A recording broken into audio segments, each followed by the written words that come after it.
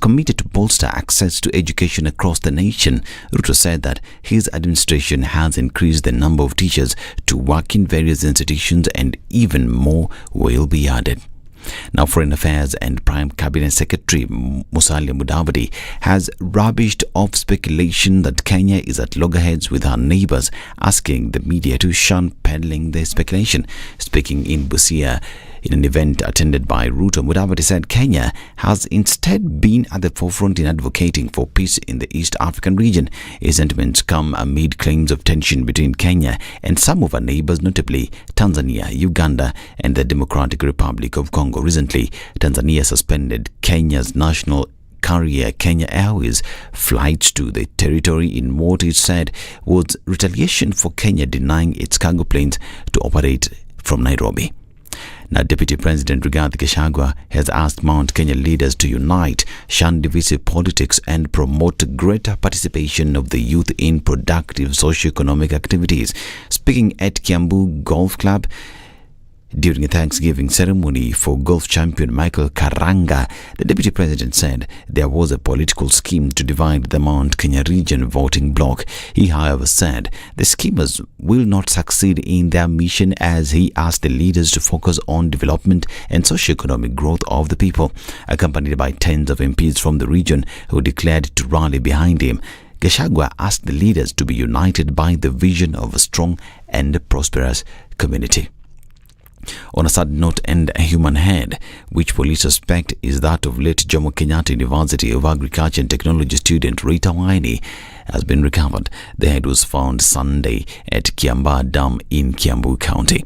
Kiamba Police Commander Pius Mwanthi confirmed the incident, saying investigations are ongoing. A mutilated body of 20-year-old Waini was found in an apartment in Roysambu area in Nairobi on January 14th with her head missing. Police could not immediately confirm the identity of the victim.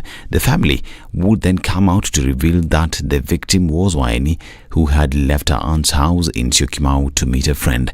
In a statement on January 17th, the family said that at around 5 a.m. Sunday, her father received a message delivered from her phone number demanding 500,000 shillings ransom within 24 hours for the release of the J. Kikuat student. The body parts of the student, who was due to join her 4th year of university, were discovered inside a trash bag in the apartment by the caretaker. And the Public Service Commission has unmasked close to 20,000 ghost workers on the government payroll. A report by the Commission has flagged what is seemingly a bloated public service that is draining public coffers. In the annual report covering the 2022-2023 financial year, PLC established that there were 19,467 additional employees in different government agencies and departments against the approved staffing levels. State House and the new Kenya Cooperative Creamers, that is KCC Limited, has an excess of over 100 members each, with 15 other organizations listed as having more than 50% of its recommended staff establishment. Now, a rancher in Laikipia County was shot and critically injured by unknown criminals who laid an ambush on her. Lucy Wambui Jennings, aged 50, had left her home to attend a morning church service in Rumuruti town when she was waylaid by unknown assailants who shot at her. She suffered a gunshot wound at the back of her head and her arm during the attack. Her family members and friends managed to rescue her and rushed to Rumuruti sub-county hospital. She was later taken to Pope Benedict the 16th hospital in Nyahururu town, where she is admitted. This is News. I'm Dennis Aseto. Good morning.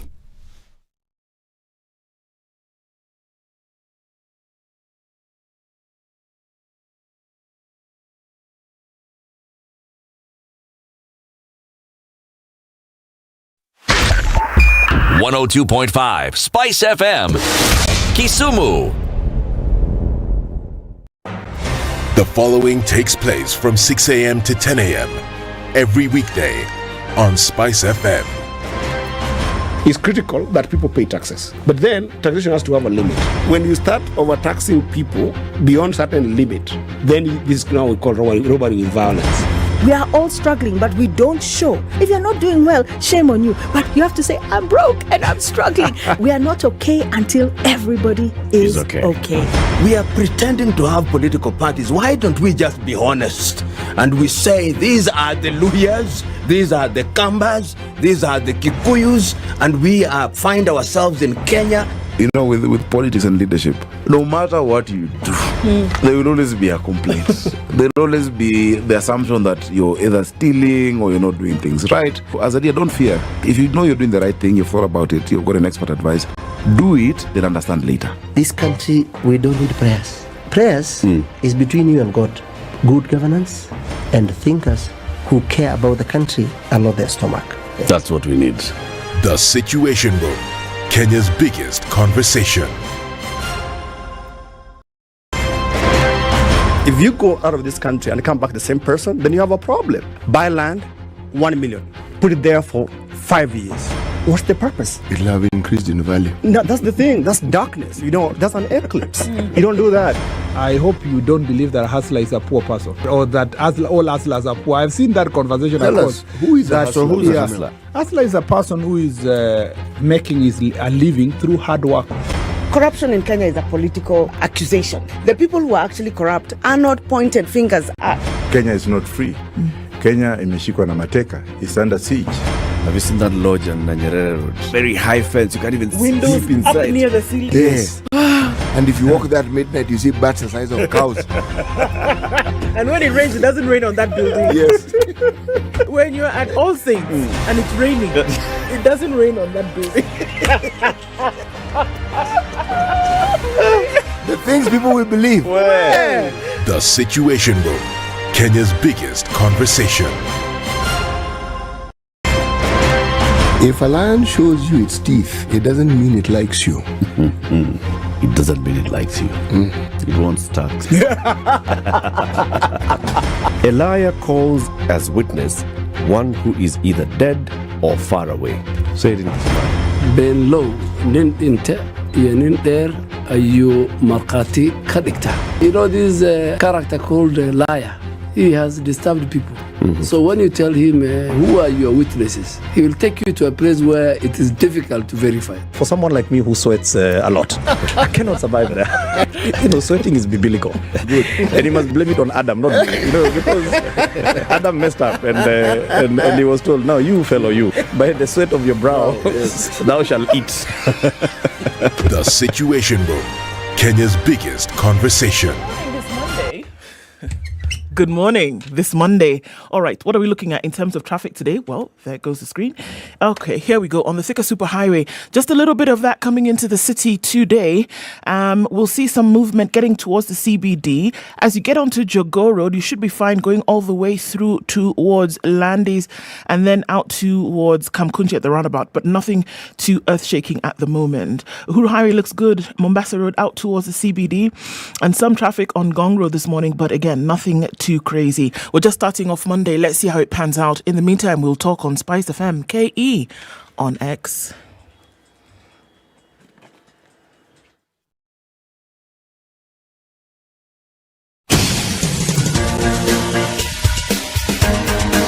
This is The Situation Room, the home of hard-hitting political commentary and penetrating insights about the state of the nation. This is a talk radio experience like no other. The Situation Room, a place for hard truths, debates, and elevated conversations. The Situation Room, witty, political, engaging, deep, controversial. In the room, we have C.T. Muga, researcher, academic, seasoned political observer, a fountain of wisdom in these politically uncertain times. Ndu Oko, Nigerian by birth, Kenyan by choice, communications expert, Pan-Africanist, a truth seeker and believer in people power, and Eric Latif, agent provocateur, the man in the chair, seasoned journalist, news hound, a man who believes in punching up, not down. This is The Situation Room. Wazi, Mambo Mgani, how are you doing? Welcome to The Situation Room this Monday, 22nd day of 2024. 40 more days till the end of January. It's like that. It's going on like that. Ndu? Papi. How are you? Talk to me. You well? Niko Salama. You know, I haven't watched a single match of the Africa Cup of Nations. Have you not? Ongoing. Imagine. Have you? I have. Which one? Yesterday, obviously, I watched the Morocco GB match, and then I watched Zambia, Tanzania, and of course today I'll be watching Nigeria, Guinea-Bissau. So how was Zambia, Tanzania? It was actually a very, very good match. And you know, when we started off by watching the commentary, of course the pre-match analysis, and everybody was talking about how, you know, off the blocks it's going to be, it's Tanzania is going to be whitewashed, and it's going to end 2-1 or it's going to end 2-0. And then there was a cracker of a goal that was scored by Tanzania in the first half. And I thought, oh my God, wait a minute, what's happening here? And then no sooner than that had happened, Kabwe gets sent off. And so now Zambia is playing 10 men. And so there was a lot of attempts on goal by the Tanzanians. And I thought it was actually going to be a Tanzanian win. Ended up in a draw 1-1. The Tanzanians held their own. They played a very good match yesterday. So it was good to watch. So let's see what happens today. They fired their manager. They did. Tanzania. And then another thing interesting about that match yesterday was that the referee was on card spree. Yellow, red. Even many cards. You sneeze, card. You sneeze, card. You look at me sideways, card. Where was the He even carded the Zambian head coach. Where was the referee from? I'm not sure. I need to find out. But, you know, it was interesting because right after the match, you know what they do? It's controversy during the match, and the referee, immediately he blows the final whistle. There's security around him because, my friend, make it to your hotel, sweetie.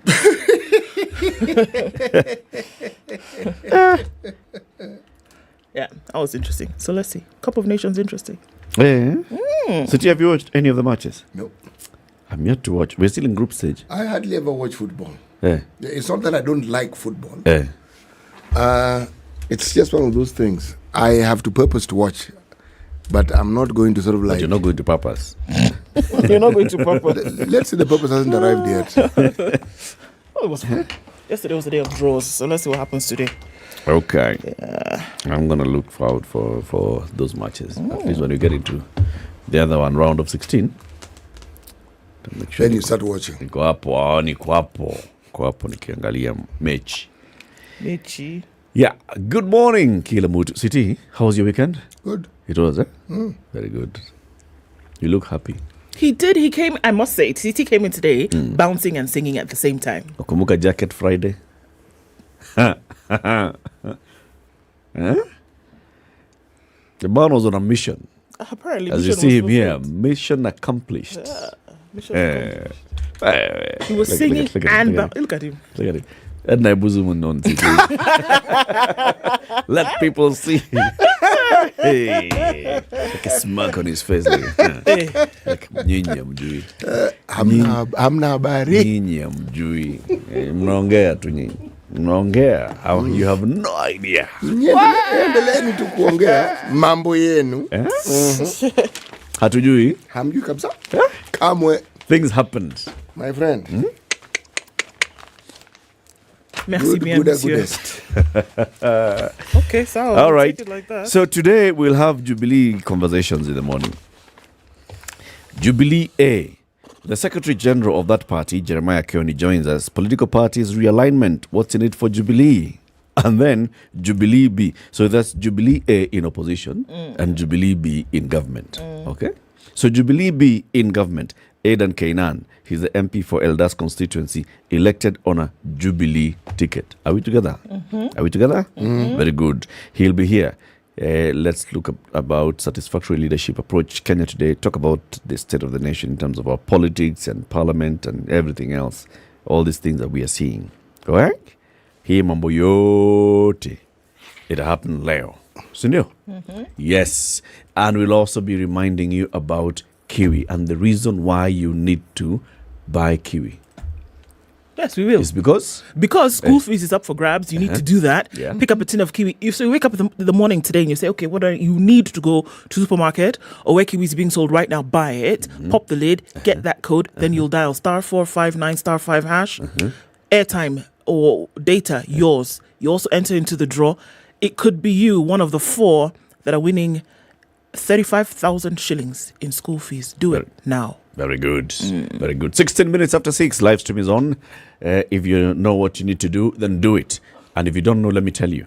Get onto our live stream, YouTube and Facebook. Let us know where you're tuned in from. Post a comment, and we'll be shouting out to you shortly. This is the Situation Room, the only way to start your day. The weather with SpiceFM. 19 degrees, 17 degrees in Nairobi this morning, highs of 24 and lows of 15. It's 15 and partly cloudy in Nakuru with highs of 25. We'll see lows of 14, 12 degrees and clear in Nyeri with highs of 25. And we'll see highs of 22 in a mostly cloudy Eldoret at 14, coming down to lows of 13. It's cloudy at 18, rather cloudy at 26 in Mombasa with highs of 32, while Malindi will see highs of 32 and lows of 25.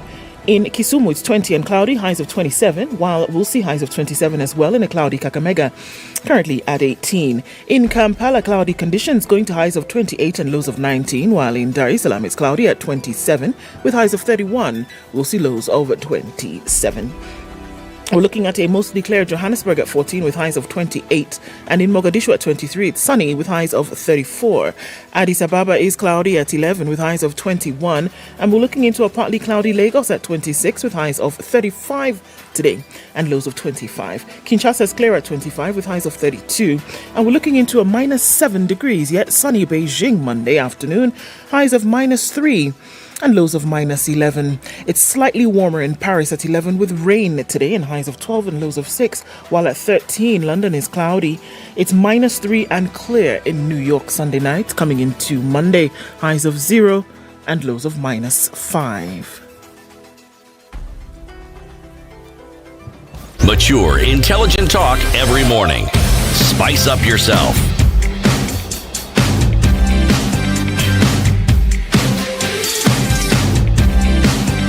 Mornings done right.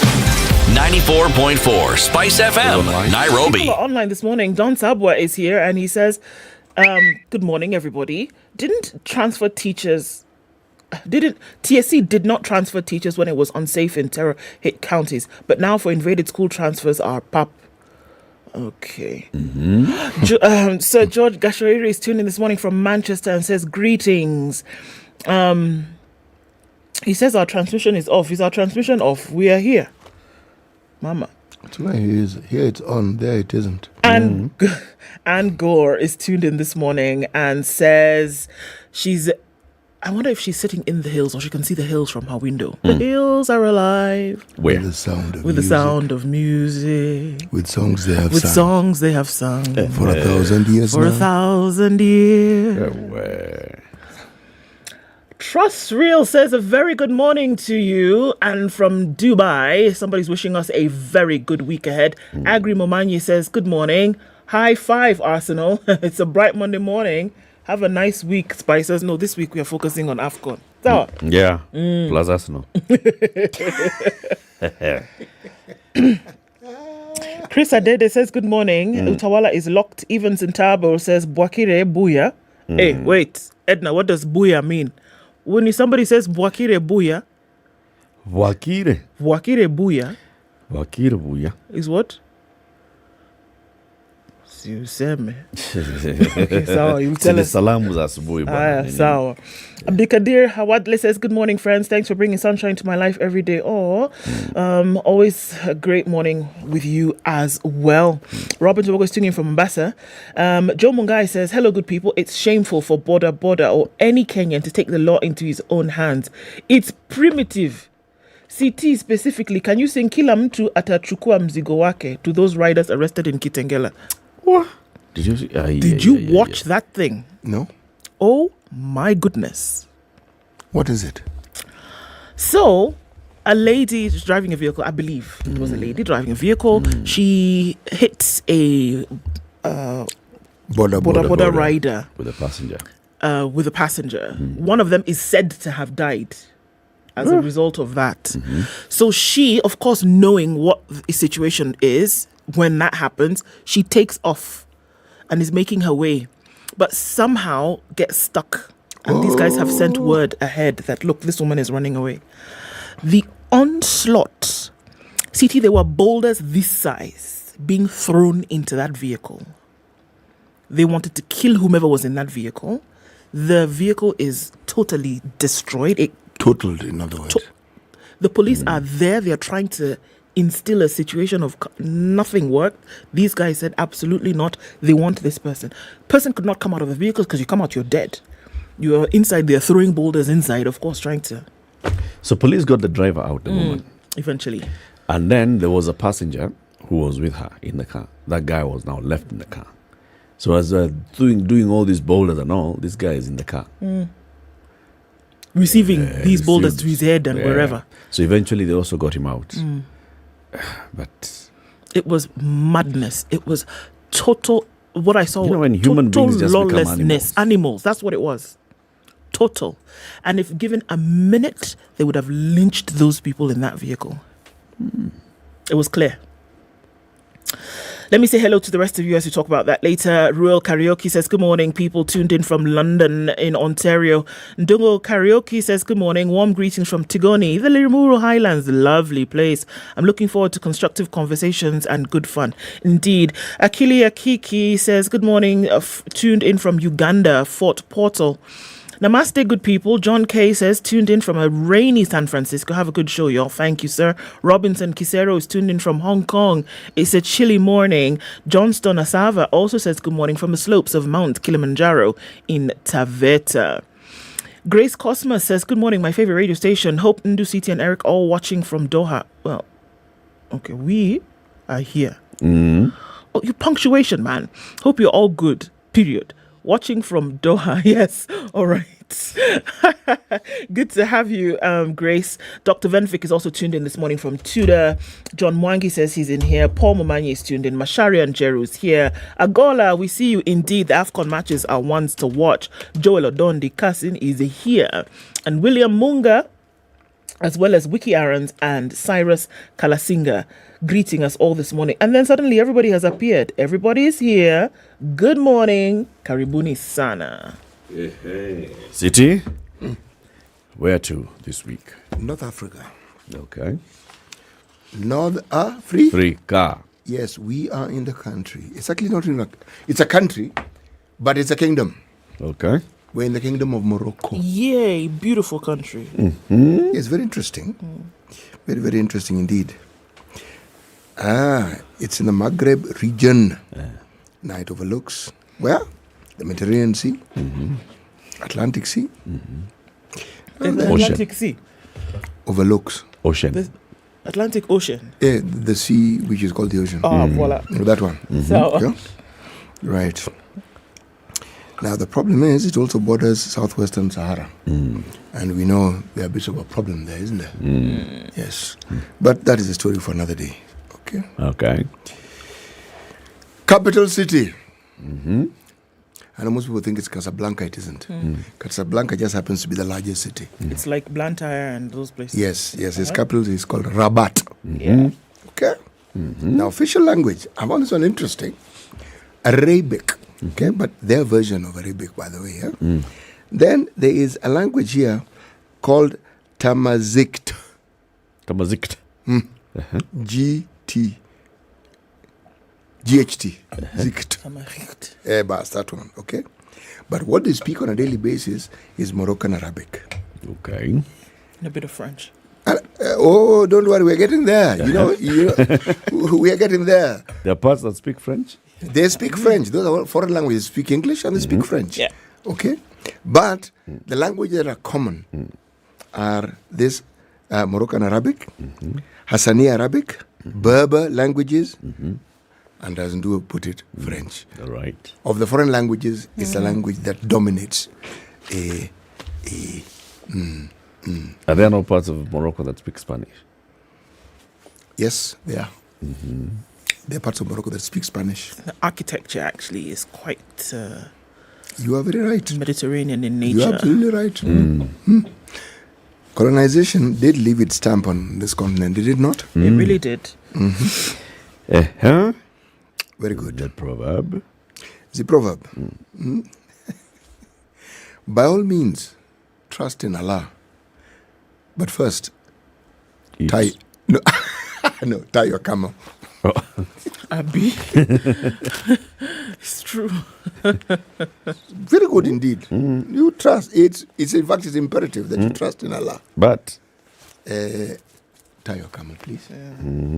Just a little detail. Yes. A good one. It's a very good one. Good one. Yeah. Headlines. Okay, on the front page of the Standard this morning, Gachagua blames hidden hand for Mount Kenya's troubles. There's a hidden hand somewhere. Village uncles are overworking. Deputy President Rigathi Gachagua has claimed there is a political scheme to divide the region. He has warned local leaders to desist from being used to cause divisions, as they would be left alone, since Mount Kenya will never join the bandwagon. Apparently there's a bandwagon. Raila consolidates his support base with his coast trip. I was going to say coast trip. That would work too, wouldn't it? Yep, it would. Yeah. So rollout of new health scheme awaits public input. So you're supposed to all come out and say whether you like this thing or not. You are supposed to come out and ask questions. How is it going to work? Public participation on the new health scheme is set to begin after the Court of Appeal lifted orders that the suspended implementation of the Social Health Insurance Act 2023. All right. We'll look into details of that. Jaramogi... was it called Oginga Odinga? Yes, Those Oginga Odinga. Jaramogi Oginga Odinga. Thank you so much. Not Odinga Odinga. Oginga Odinga. Or Oginga Oginga. No. Adonija. Adonija. Oginga Odinga. Odinga. Yes. His 30th anniversary was celebrated over the weekend, and many people came out to celebrate this man, and there were many stories that we heard all over again. Stories from the likes of Moses Kuria, who told us things about what he remembered when he was quite young, as well as, of course, County Governor coming out to talk as well. That was interesting to see. But this article talks about Jaramogi's Lion, party pale shadow of the 1992 giant. We'll look into that. Palestinians cut off from loved ones. Just in case you were wondering, that conflict is still ongoing, and many people cannot reach their family members, obviously, because of what's happening. On the front page of The Nation, which way Azimio apparently seems to be a thing. Azimio La Umoja One Kenya has called a crucial meeting this Thursday that is expected to determine the future of the coalition and its membership amid internal wrangles over the Bomas National Dialogue Report and the camp's presidential flag bearer in the 2027 State House contest. AFCON giants struggle. It's interesting to see bright minnows, Cape Verde, Namibia, Angola, Equatorial Guinea, the big boys who have been rattled, Egypt, Cameroon, Tunisia, Ghana, and Algeria, Akwaba. Before this year's Africa Cup of Nations kicked off over a week ago, Senegal, Morocco, Cote d'Ivoire, Nigeria, Algeria, Egypt, Tunisia, Cameroon, Ghana, and even Zambia were some of the teams considered favourites to be crowned champions on the 11th of February. But as each day passes, the picture is becoming clearer that some of the so-called contenders could as well find themselves going home early in a competition that is filled with surprises. Okay, it would appear that there's a race, and this race is against time, by the Ministry of Health and its CS, Susan Nakumicha, to craft the rules for the new health cover. Isn't it a bit scary that the rules have not been crafted? On the back page, again, all AFCON. DR Congo forced Morocco to wait a little longer to see if they'll seal the last 16 spots. Salah is convinced that the Pharaohs will win at some point. Yeah. She thinks they'll win. Salah. Yeah. Oh, he thinks, yes. Yeah. Okay. Yes, all the best to them. Half of banks lean on CBK liquidity support, according to IMF. That's a headline in the Business Daily today. Half of Kenyan banks were accessing liquidity support from the CBK by the end of September last year, reflecting difficulties in selling their bond holdings for cash due to suppressed prices in the secondary market. Disclosures by the IMF in a country report on Kenya showed 20 of the country's 39 licensed banks were accessing the CBK's discount window, a facility that supports banks that come under liquidity pressure arising from no fault of their own. However, only a small percentage of banks had actual liquidity deficiency or thin buffers at the time of the preparation of the report. Hiya. Treasury eyes strategic investor for Kenya Airways by June. KQ is likely to close a deal with a strategic investor by June, even as the government continues to explore the option of privatizing the national carrier. It's already private, isn't it? The new investor will be expected to pump cash into the loss-making airline, according to disclosures to the IMF, with the government keen to wean off frequent bailouts. Ticker headlines. Why weak shilling failed to lift Kenya's exports. State starts paying 6.9 billion shillings owed by sugar millers, and only 8 counties enjoy quality telco services. Sitting the Star. Yes, top right-hand corner in teal green. Phone damaged. Phone damaged. I'm giving you the story of how the phone was damaged. Upro after star journalist Odanga wounded in attack at Siaya MP's event. Allah? Yes, there's a journalist by the name of Odanga based in Siaya. There was an event. And somewhere there was a bit of a kerfuffle. 1212. Yes, and his phone was damaged and he was wounded in the attack. The story on page 3. On his head, somebody actually slashed him on the head. Yeah. Right. That's a bad one. It's not good at all. It doesn't matter how you look at it, it's not good. Palitokea patashika. 19 billion. Hali ya mshike. Yes. Swintafahamu. Bana we. Sakaja praises cashless payments as City Hall records revenue surge. Right. Every governor always talks about revenue surge. This is new. And none of them talks about, loudly enough, about the potential that should be raised. So that when you talk about 19 billion... revenue leakage. Yes, we can sort of like figure out, what was leaked, what we could possibly raise. That is never mentioned. No. And then also there's a little question of, how much do you really collect and how much do you really register as having been collected? Well, these are questions to be answered or not. Leasing of firms. Joy for farmers as sugar factory workers as state ready to pay 7 billion in arrears. I will wait and see. Single malt bribes. What? This one is interesting. Single malt. Yes, bribes. Oh, Go on. Ile malt ile. Ile malt. Ile malt. Nyaji. Okay. Single malt. Maji ile. KRA and Interior Ministry staffers face disciplinary action over alcohol gifts. It's not that they are the ones who gave the gifts. No. The gifts were in their direction. But why are you, if someone wants to give somebody a gift, where's the problem? The law is a problem. Yeah. Gifts of alcohol, electronics, beauty items, cash received by agencies and individuals. Again, where's the problem? Isn't there a clause that you sign in terms of this? Actually, you declare. Yeah, you're supposed to declare. You declare. And you also in some cases decline.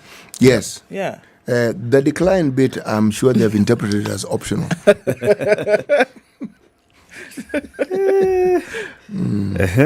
And also this matter of declaring, I am sure they have figured out that so long as they tell each other, they have declared. Declared. City, by the way, mtu ananipea nini? Alipatia kamisible motivi bwana. Na weje, ame alipatia mbili bwana. Kusha. And then there were beauty products. They are beauty products. Mtu alipewa lip balm. Wengine walipewa powder. Right. Then back in the middle of the paper, mistrust. Karua Eugene among principals who skipped Raila's father's memorial in Kisumu. Okay. Why Azimio is on the brink of falling apart. This is the headline. Bang! In the middle. Big wigs retreat to build their own parties in preparation for 2027 presidential contest. Goody! It's very good. Big wigs. Very, very good. This is lovely. Okay. I'll work with ODM governors despite opposition, Ruto tells critics. This is the caption, headline, a picture of the president during the commissioning of the Malaba Water Supply and Sanitation Project in Malakisi, Busia County. Okay. Songs have been sung about this place, Malakisi. You know, the places you hear, but you're not even sure it's a place. Yeah. And someone tells you, I come from there, you say, oh, you mean it's There's also a place in Busia called Machakus. Yes. Machakus. Kus. Not Kos. Not Kos. Machakus. Kus. Or Koos. I wonder how. I don't know where the name came from. Let's start with some of the more common names. Why do you have Majengo everywhere in the country? Or Milimani. Milimani ni ya wadosi, Majengo ni ya wananchi watukufu. Take a break. 25 minutes to 7. Tell us about traffic.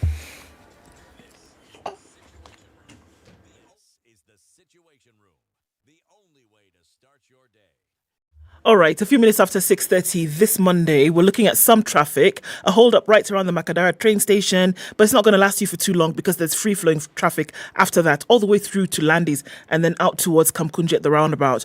We're seeing a hold-up on the Thika Superhighway, then just after Survey through towards the Pangani underpass. And so there is bumper to bumper as folks are making their way through the tunnel. There's also traffic coming in from Kiambu Road, and that has started early today. As you get then towards Muthaiga Square, we should be all right. On Waiaki Way, free-flowing traffic, except right around that Mountain View Mall area, just into Kangemi. There's a bit of traffic there, so there's, slight hold up. But again, all of this manageable. Gong Road is looking good. It's also looking good on the Southern Bypass as you're coming in through towards Langata and then on the other way through towards Mombasa Road. So traffic not looking too bad now. We're going to take a look and see what happens as it clocks on Traffic Hour. Let's talk on SpiceFM KE on X as we keep things moving this Monday. Mature, intelligent talk every morning. Spice up yourself.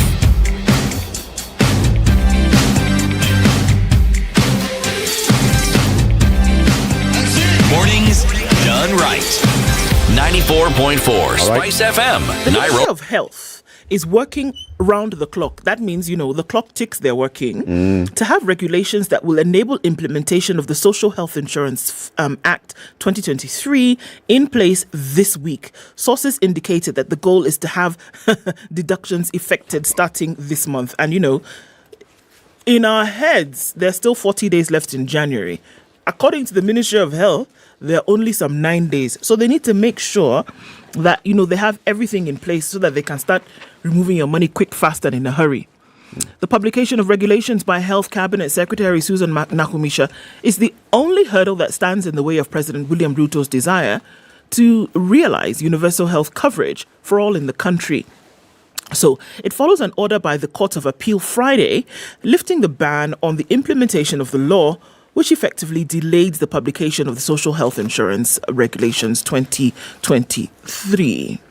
So what they seek to do is enhance contributions to the fund by making salaried employees contribute a 2.75% of their basic monthly pay, as it sets 300 shillings per month as the mandatory minimum contribution from unsalaried folks.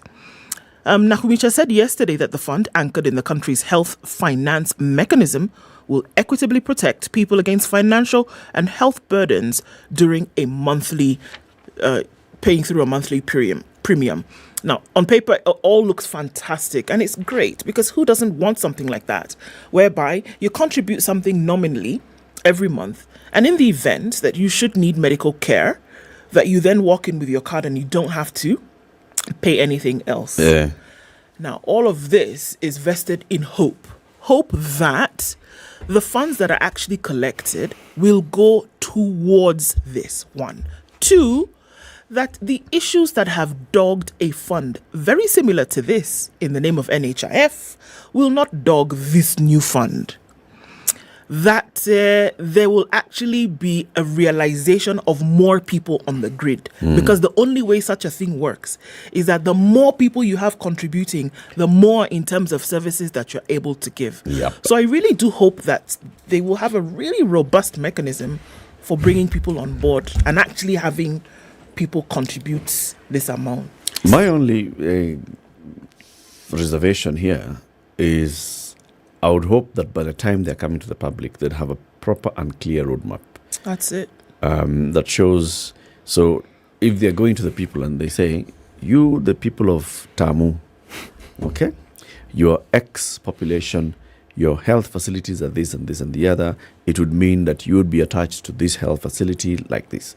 And then these are you'll get the services, and then these are the benefits that you'll get. So if you pay, this is what will happen to you. But now it's all up there. This is it. It's very Absolutely, much you're up right. there. And even if they saw, and then the thing is this: if they put this into place this week, everybody's running helter skelter to get this thing done. So what are we saying? That the 1st of February, that Jill walks into Clinic X with her card. Will it function? Will it be all right? Because what are we saying? Primary healthcare is that money which you then have contributed. Secondary healthcare is now from other sources. The third tier is now from other sources, government, etc. And so what you're saying is the rollout of this. Will we have hiccups, or will people now report to health facilities and say, I have been contributing? There will be hiccups. Why can't I receive the thing? There will be hiccups. You see the rollout of a scheme such as this one, wonderful as it sounds, and the promises, based on the promises that we've heard, this is the sort of thing the country has waited over for a long time. It's something that is needed.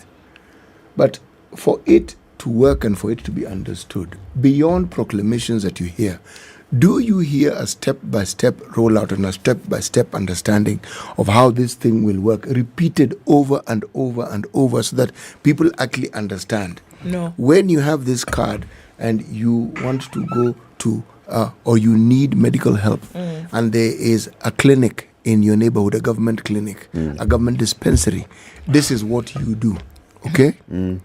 If you happen to be near what we call a sub-county hospital, which is a hospital, this is what you do.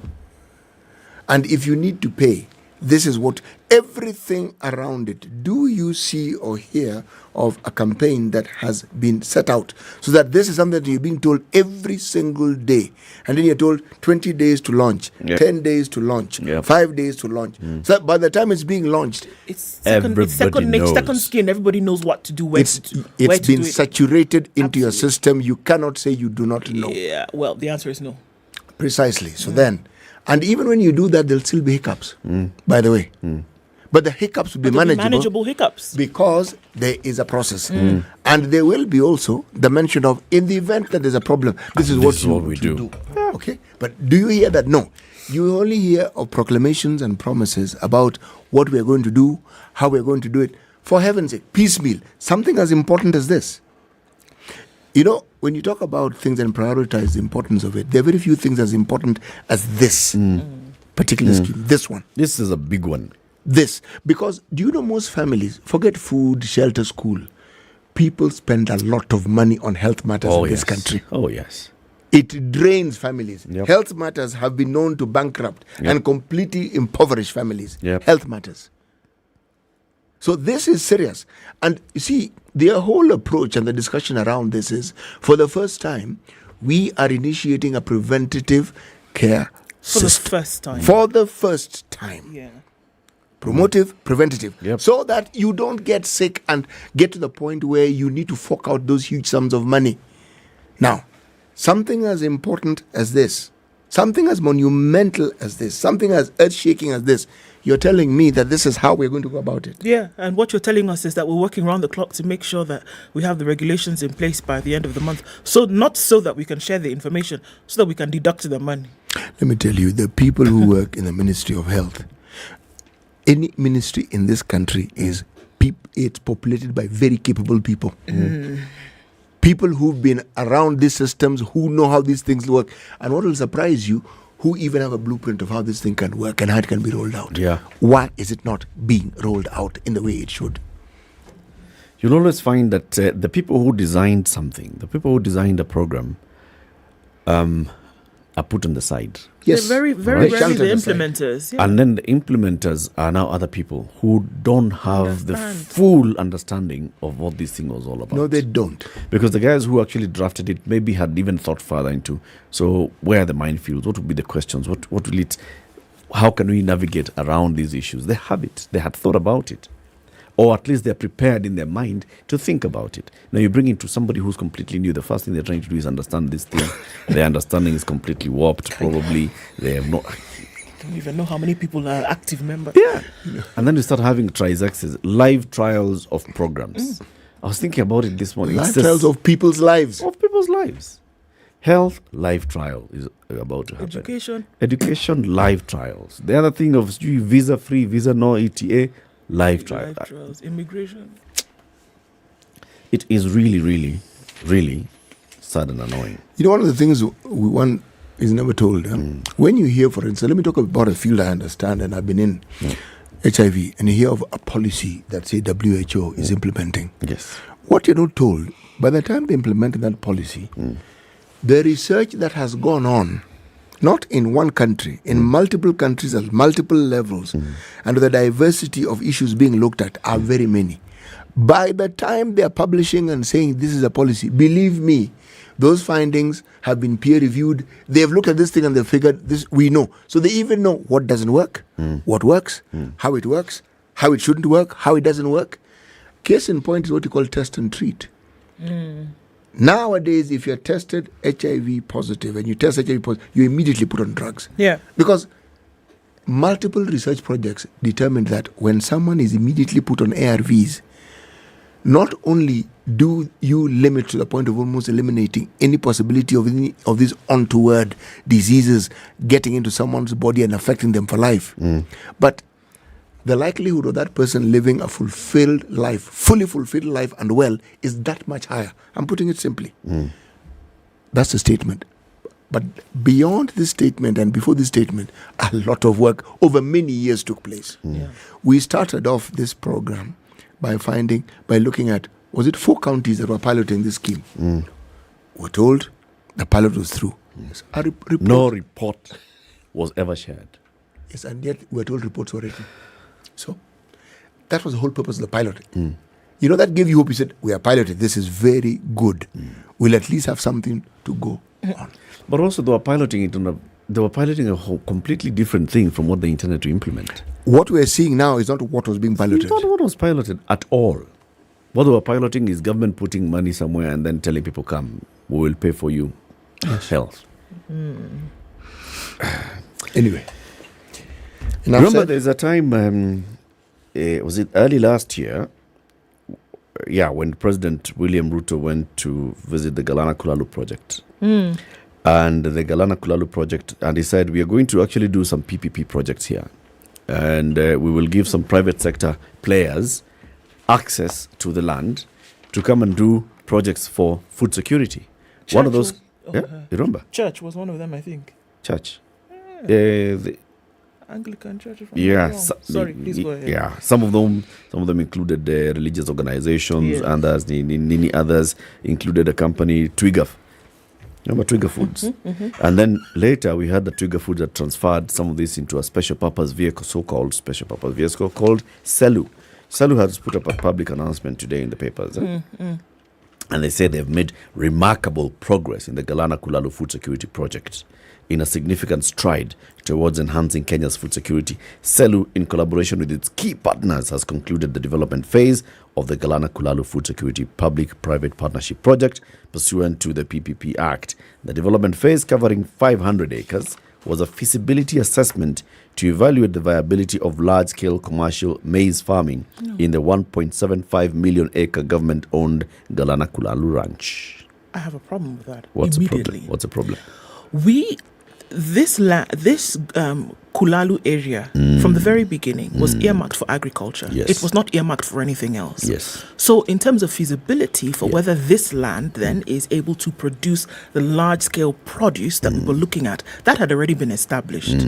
So why go into yet another phase of establishing whether this land is, number one, viable and that you can get the kind of produce that you're looking for? Why do that all over again? They're doing this it practically. This area was earmarked just for that. Or are we saying that this land has been sitting there, this 1.5 million acres, and we don't even know it can produce?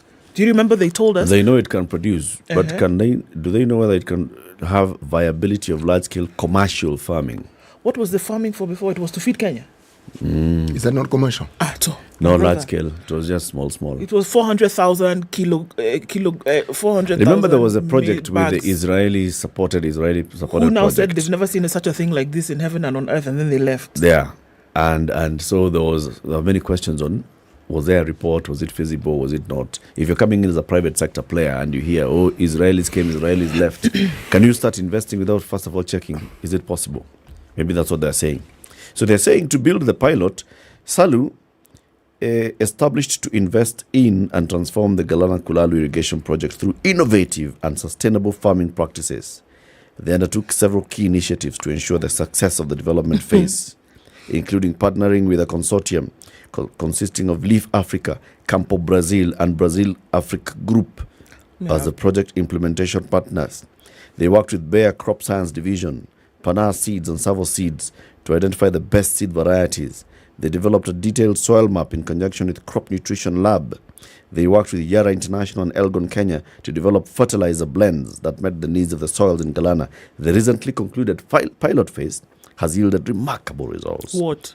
With record-breaking maize yields of 35 90-kilogram bags per acre. The highest ever recorded in Galana Kulalu history, and close to 4 times the national average, 35 90-kilogram bags an acre. The project has significant potential to impact the food security. Yeah? See, Okay, like now, how many acres did they do the pilot on? 500. 500 acres. So 1 acre produced 35. Yes. So 500 times 35, c'est quoi? You do the math. So you want to see the maize? Yes. Okay. You wait. That's what I want to, because all of this is what? Story. I want to actually see it. And then can we move from a place where we are saying we've actually been able to bring this one out, right? 3,500 times 5. So that's looking about 1 million bags. 1 million bags, you put it into the, circulation today, you'll see it, right? So if that actually is the case, are you then now saying because of this, what's the adjectives you use? Remarkable. Wonderful. Now, will we see that translate from this remarkable thing to actually doing it now regularly? That's what they're saying. They are saying. Now, the project has significant potential to impact Kenya's food security with the 20,000 acres of land set for commercialization. But will they do it? And with a high level of productivity to sustainably boost Kenya's annual maize production. So will they do it? See, that's what they're saying. That they want to do it now? That they're now moving to the next phase. Okay, what are they going to do with that 1 million bags of maize? That one? I don't know. Maybe they'll put it in. Maybe they'll put it for more studies. I think you know exactly where I'm going with my question. That's why you're answering me like that. You know something, Lou? The questions you're asking are not just pertinent. I mean, we seem to be revisiting something that was already visited. My brother, I mean, and maize has come out of this place already. How much maize? Bags. Yeah, how many? How many acres? How many bags per acre? If I recall correctly, this was a news item that appeared last year. I can't remember the exact number of bags, but it was one of the electrifying things we were being told. Another remarkable thing. It was remarkable that they yielded a lot. Yes, they even the figures were mentioned. I can't remember the figures. But the caption was that now this food security thing, we've got it handled. We've got it sorted, and this is so that Zambia Malawi thing. Forget this one. We've got it sorted, and we are going to. Yes, what? The Israelis did not leave because they tried to plant maize and it did not grow. Maize was growing. Was growing. The reason why they left was not because this land was not whatever. There was other mago that was going on. That's why they said, this one I cannot do. That's why we have left. What am I trying to say? Instead of maize growing, mago is growing. Exactly. Because we are re-establishing something that has already... You've got it. This is mago. We are re-establishing something that has already been established. What for? You've wasted time. Have they sold the maize? They should sell the maize and give to the exchequer. They're looking for money. They've not sent money to the story was told last year. You think the maize is going to be in existence now? Beg. Surely even you do. What are you saying? They sell the maize and they do what? Give people. They need to send money for NGCDF. Look. This is not government. This is private sector. I understand. But it's going into the economy. They can decide to give it out for free. If they want. If they want. See, they can even sell it abroad. What I'm saying is, what they're telling us, we already know. What? That this land can produce food. No, the land can produce food is known. At a remarkable rate. How do you optimize the land? Okay. You've got to get it. So now they've understood how to optimize it. The study is, all right, so we are going commercially into this area. We've been given 20,000 acres. How do we maximize yield from this? What fertilizer do we use? What fertilizer blends? What seeds do we use? How do we water this thing? When do we plant? When do we harvest? All those things. How do we manage?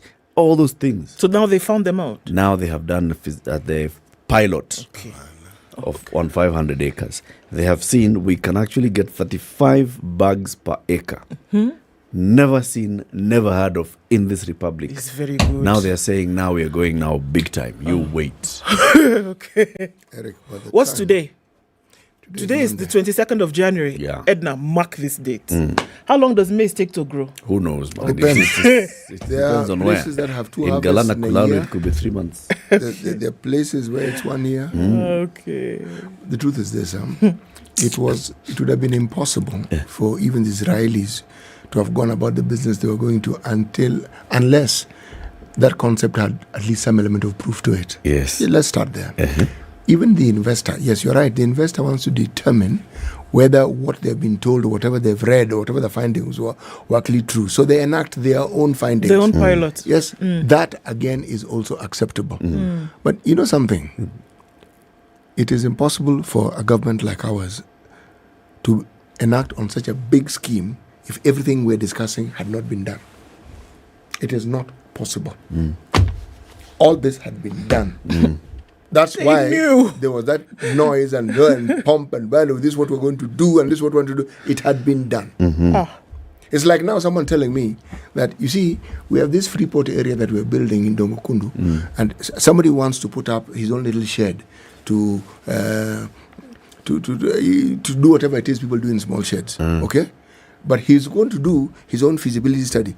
The Japanese did a study on that thing for years. Yes. Before we even got to that particular phase. Yes. Now, one is allowed to do what they want if they want to invest. They should be allowed. I am only saying, why are you duplicating it? It's already been done.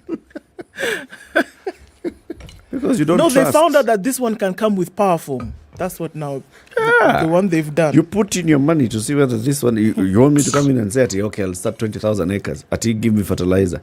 Or unajua ile fertilizer tulikuwa tunatumia, unajua ilikuwa natoka Mozambique. Na Mozambique kuna Al-Shabaab. What? No, I've got to check. They said every acre can give them 35 what? Those are them. You go in there today as a private sector player. Me, I'm not saying me. I said You now have they to. have told us Now because they've been given 35. the way where they said 35 per acre. 35 Oh yeah, per they acre. should start planting maize. They shouldn't come and tell us story. They should start planting maize. Let's see. Now they are looking for investors. You bring money. Scares us. You now bring money. 20,000 acres. And there'll be no more issue of maize in this country. Maize. Really? How long ago did we start this thing? You forget those other people. They were liars. These guys are telling the truth. I should stop dwelling in the past. These guys are telling the truth. These ones now have gone there. They've done it. They've come up. They said, "Here's our report." You see all these other things. You There was hear. no report. Have you seen a report? Now, because this one has a report, it must be Apart true. from just ministers going there, landing on helicopters, like, "Aki ukweli hapa kuna mahindi." Have you seen a report? At least this one, there's report. No Maindi, but report is there. Okay. By the way, this project and you know, Hey, God. scholarly articles have been written on this. This thing was just this fly-by-night things where somebody wakes up in the morning and makes a roadside declaration. A lot of work went into this. You said 500 times 35 is how many bags? So it's 17,500. I've done the 17 what?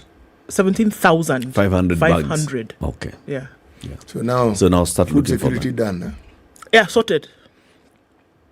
Not yet. No, they have to look for money. They've come to tell you that they invested in these 500 acres over this time to show you that this thing can actually be done. Do you know why? So now, Yes. they're telling you it can be done. Someone wants to go and look for money so that they can do the 20,000 acres. You know why the subject about food security was not an issue? Most of what we do in this country is done by smallholders. Yes, now. Just like the bulk of our business is done by smallholders. So encourage that so-called peasant farmer, that so-called smallholder to do his bit. You will have food security. I'm telling you. These large government projects. This thing will do you people like film trick. Film trick. This one. Maize. You will be waiting. Village uncles are in this Kulalu. Village uncles. That's what's doing. There's a spirit inside that place. That's not allowing this maize to come. You're too negative this morning. You're too negative. News time.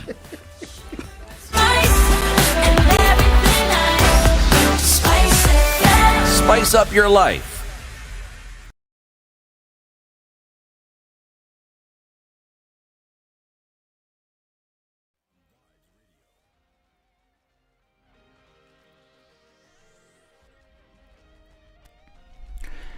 Good morning, this is Newswire Dennis Aseto. President William Ruto has promised that the government will reduce the price of fertilizer to 2,500 shillings for each 50 kg bag. Speaking in Bungoma County, Ruto said that fertilizer will be available at the NCPB warehouses by the end of next week. He has emphasized that his government will continue to reduce the cost of importing food from foreign countries. Sisi tutazalisha chakula ya kutosha tuondoe njaa Kenya yetu. Mimi niliwaambia ya kwamba hii mbolea ambayo tunalipa 7,000 tutateremsha bei yake. Last year tuliteremsha mpaka 3,500. Mkienda kununua cereal sahi tutateremsha mpaka 2,500. Na nitasukuma kabla ya mwisho wa wiki ijayo hii masto yenu yote itakuwa na mbolea ya kutosha. Nyinyi mnanielewa? Na vile vile tunataka kuzalisha mpunga ama mchele, tunataka kuzalisha chakula zile zingine zote ili tukome kuagiza chakula kutoka nje. He also promised to strengthen the cotton sector in the country and guarantee farmers a good price. Hii Malakisi ilikuwa ni mahali ya pamba. Watu wengi walikuwa na pamba hapa. Bei ya pamba ikaharibika. Sasa tumekubaliana. Ile mulipata 52 shillings mwaka uliopita kwa pamba yenu. Sasa mwaka huu tumeambia watu wa Rivertex waongeze iwe shilingi 72 kwa kilo moja. Tukiongeza vile tutawapatia mbegu zaidi, tuzalishe pamba ili tuweze kutengeneza viwanda ambazo tutatusaidia kupanga ajira ya hawa vijana. The president also criticized the opposition for allegedly opposing his development plans. Hawataki tupange housing.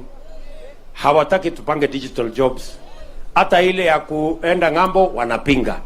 Sasa nikawauliza juzi, kwani nyinyi mko na mpango gani? Wakaniambia ati tunapanga maandamano. Sasa wewe mtu ya Patricia, maandamano ni kazi?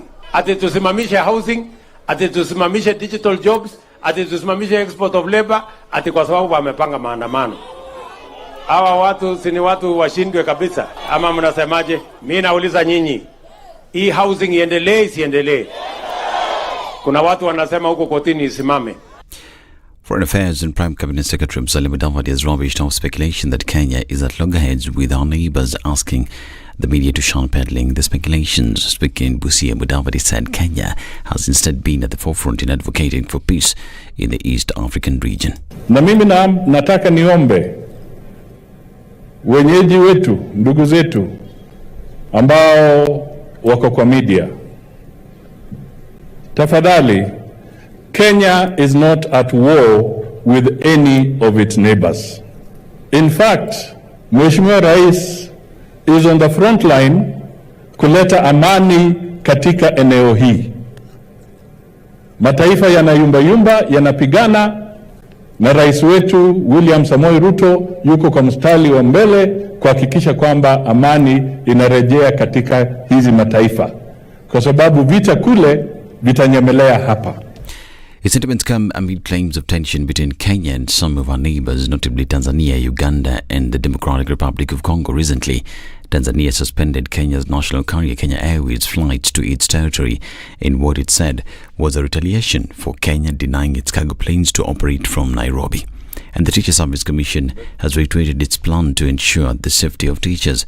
TSC chairperson Jamlek Muturi has defended the teachers and severely criticized the parents and residents who have been attacking the teachers when the schools record poor results in the national exams. Speaking in Embu, Muturi has warned that those found doing so will be punished according to the law and the teachers will be transferred from the schools involved. He has advised them to follow the established procedures when submitting complaints. Muturi's statements comes at a time when various emotions are being raised following the action of the TSC to remove teachers from St. Gabriel Isongo High School after parents expelled their head teacher due to poor KCSE exams. The latest to talk about the issues, Kakamega County Women Representative Elsie Mohanda, who has asked the TSC to reconsider its decision to ensure that students have the opportunity to continue with their studies. Kwa yale mambo yenye ilifanyika Isongo, Mumias East, fahari wakipigana, nyasi ndio huumia. Mimi ningeomba TSC ikuwe na subra na irudishe wale walimu wenye wanafundisha hapo, isiwe ati wametoa walimu na watoto wetu wanasumbuka. This is News. I'm Dennis Aseto. Good morning.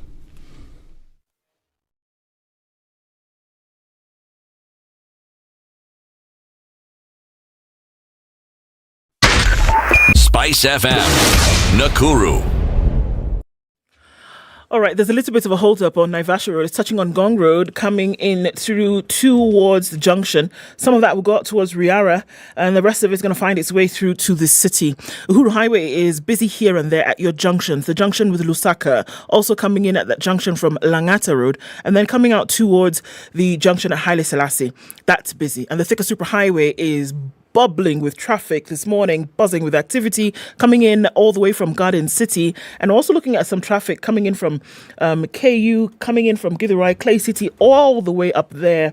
It's very slow then heading into the city. Kiambu Road also has packed up with some traffic as well as Limuru Road this morning. You're coming in from Westlands, it's also going to pack up as well. If you've not left, you might want to think about doing so right now. If not, you're going to have to wait it out and see what happens with traffic later. Eastern Bypass traffic is also doing the thing this morning. All right, an eye on things. We'll keep it this morning. Let's talk on SpiceFM KE on X.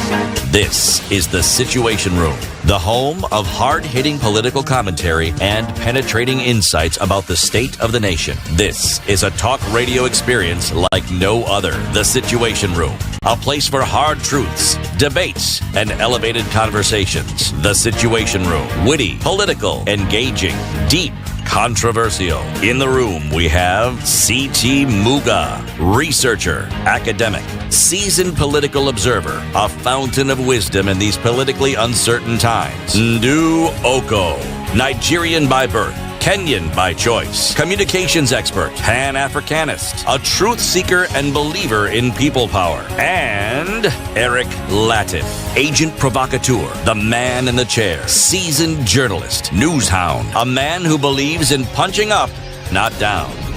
This is the Situation Good morning. Room. If you're just joining us, this is Kenya's biggest conversation. This is a Situation Room. Happy Monday. Happy 22nd day of 2024. If you're just joining us on KTN Home, welcome. Those of us who've been on Spice FM, on YouTube, and Facebook, karibuni tuendelee na mpango wa leo. Have you downloaded Maramoja Taxi app? Because if you haven't, my friend, you are missing out on a big thing. Maramoja Taxi app is this Kenyan app. We say Maramoja ni yetu. City. Many benefits for using Maramoja Taxi app. Not just many, extremely many. You know, there's a promo code, simple one, SPICE. Yes. 30. Yeah. That automatically gives you 30%. But to get it, when you are seeking to hail a cab, all you do is you enter that promo. That's it. That's it. But in addition to that, Maramoja also have a wallet. Yes. Where you can deposit money which you will then use as time goes on, meaning as you use the ride is deducted. But the beauty of this is, it's like one of these things that seems to grow every time you use it. You deposit whatever amount, you automatically get 50% of what you've deposited added to your wallet. Yes. Just like that. Just like that. Now, when you consider that together with 30%, you know, you're talking about getting a ride. And there seems to be some 80% discount already.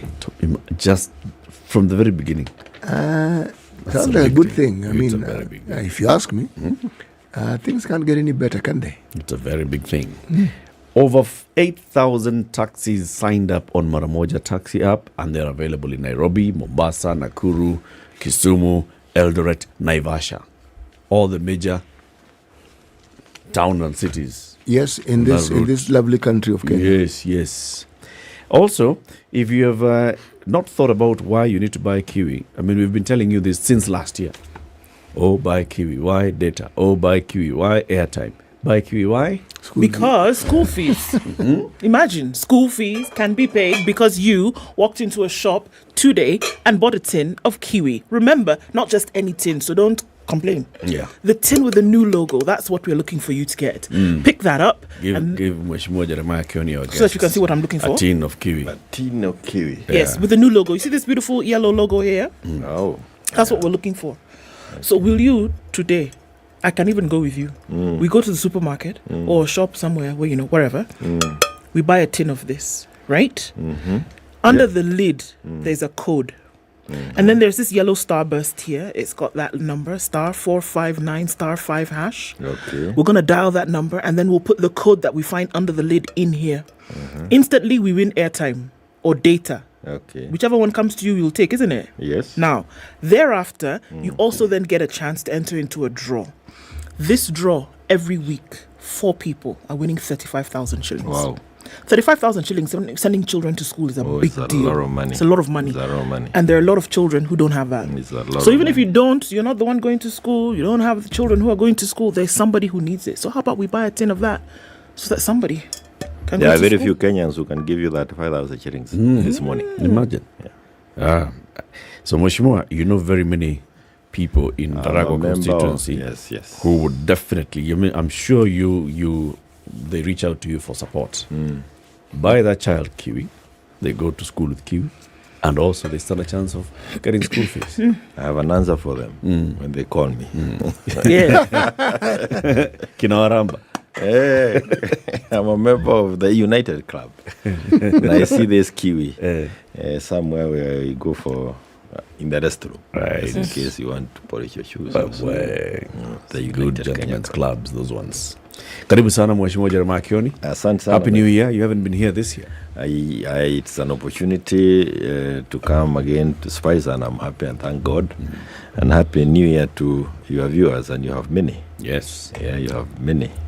Asante sana. Yes. Everybody, Happy New Year from Jeremiah Kioni, Secretary General, Jubilee Party. Yes. CT, this week, Mheshimiwa, Yes. CT is in Morocco.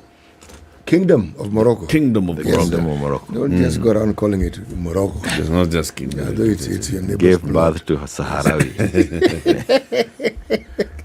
Yes. You are right. The Sahrawi are an integral part. Well, they don't actually think they're an integral part. Yes. There were some little issues Yeah, of boundaries they are- and independence those and, ones are still there. and other things. Now, the government that they have is an interesting one. Let me tell you what it's called. It's called a unitary parliamentary semi-constitutional monarchy. Unitary. Parliamentary, Let me just say it semi-constitutional. Just say it slowly. Unitary parliamentary semi-constitutional monarchy. Okay. It's monarchy. Okay? Okay. But they have parliament. Okay. And constitution. Halfway. Plus kingdomish. There. All right? Because they have a king. Mohammed VI. Then they have a prime minister. Aziz Akanouch. Okay? Then they have a parliament. An upper house, a lower house. So, parliament. Right. Interesting, isn't it? It is. Do they have a president? Prime minister. The head of government is the prime minister. Prime minister. The head of state is the king. Yes. Okay. That's why. That's where the semi comes in. Higher. The proverb? By all means, trust in Allah. But first, tie your camel.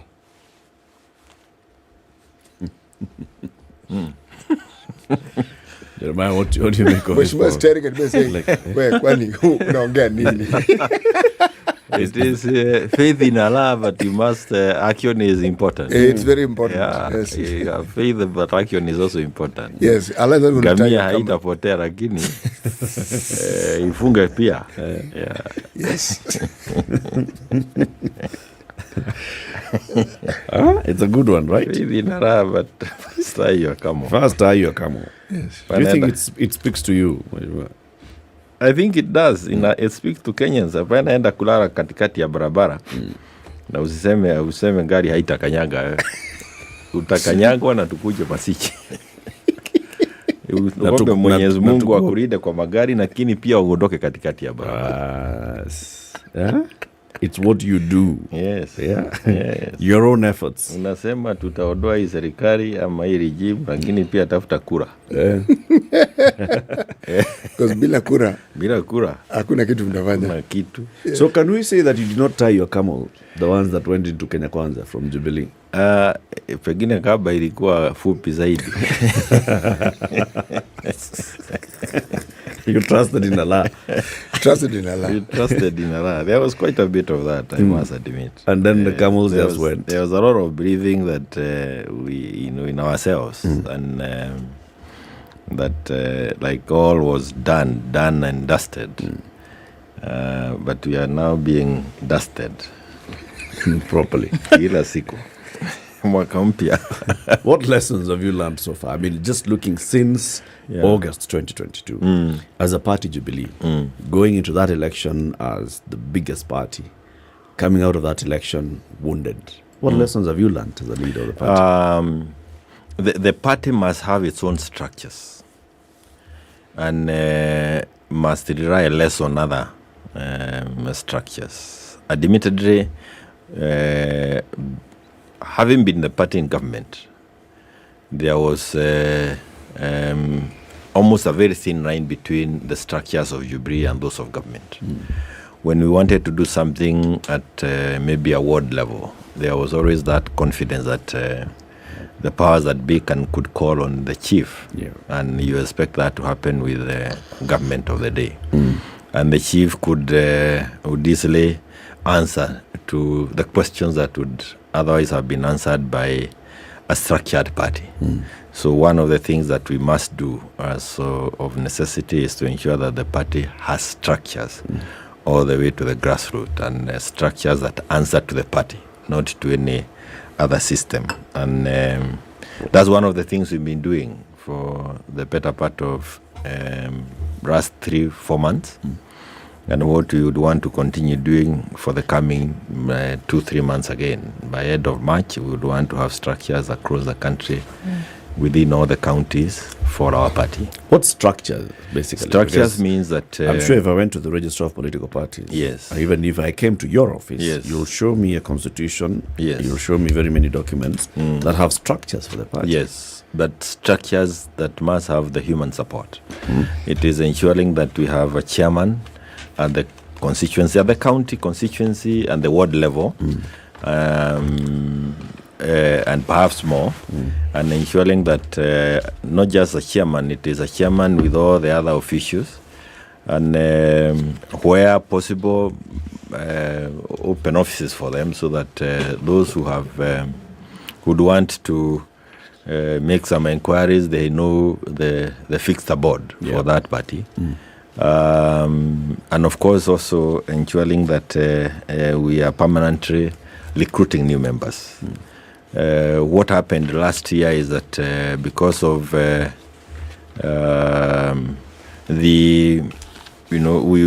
was very difficult for a long time to clearly demarcate between Jubilee and the rebels of Jubilee who ended up being in UDA.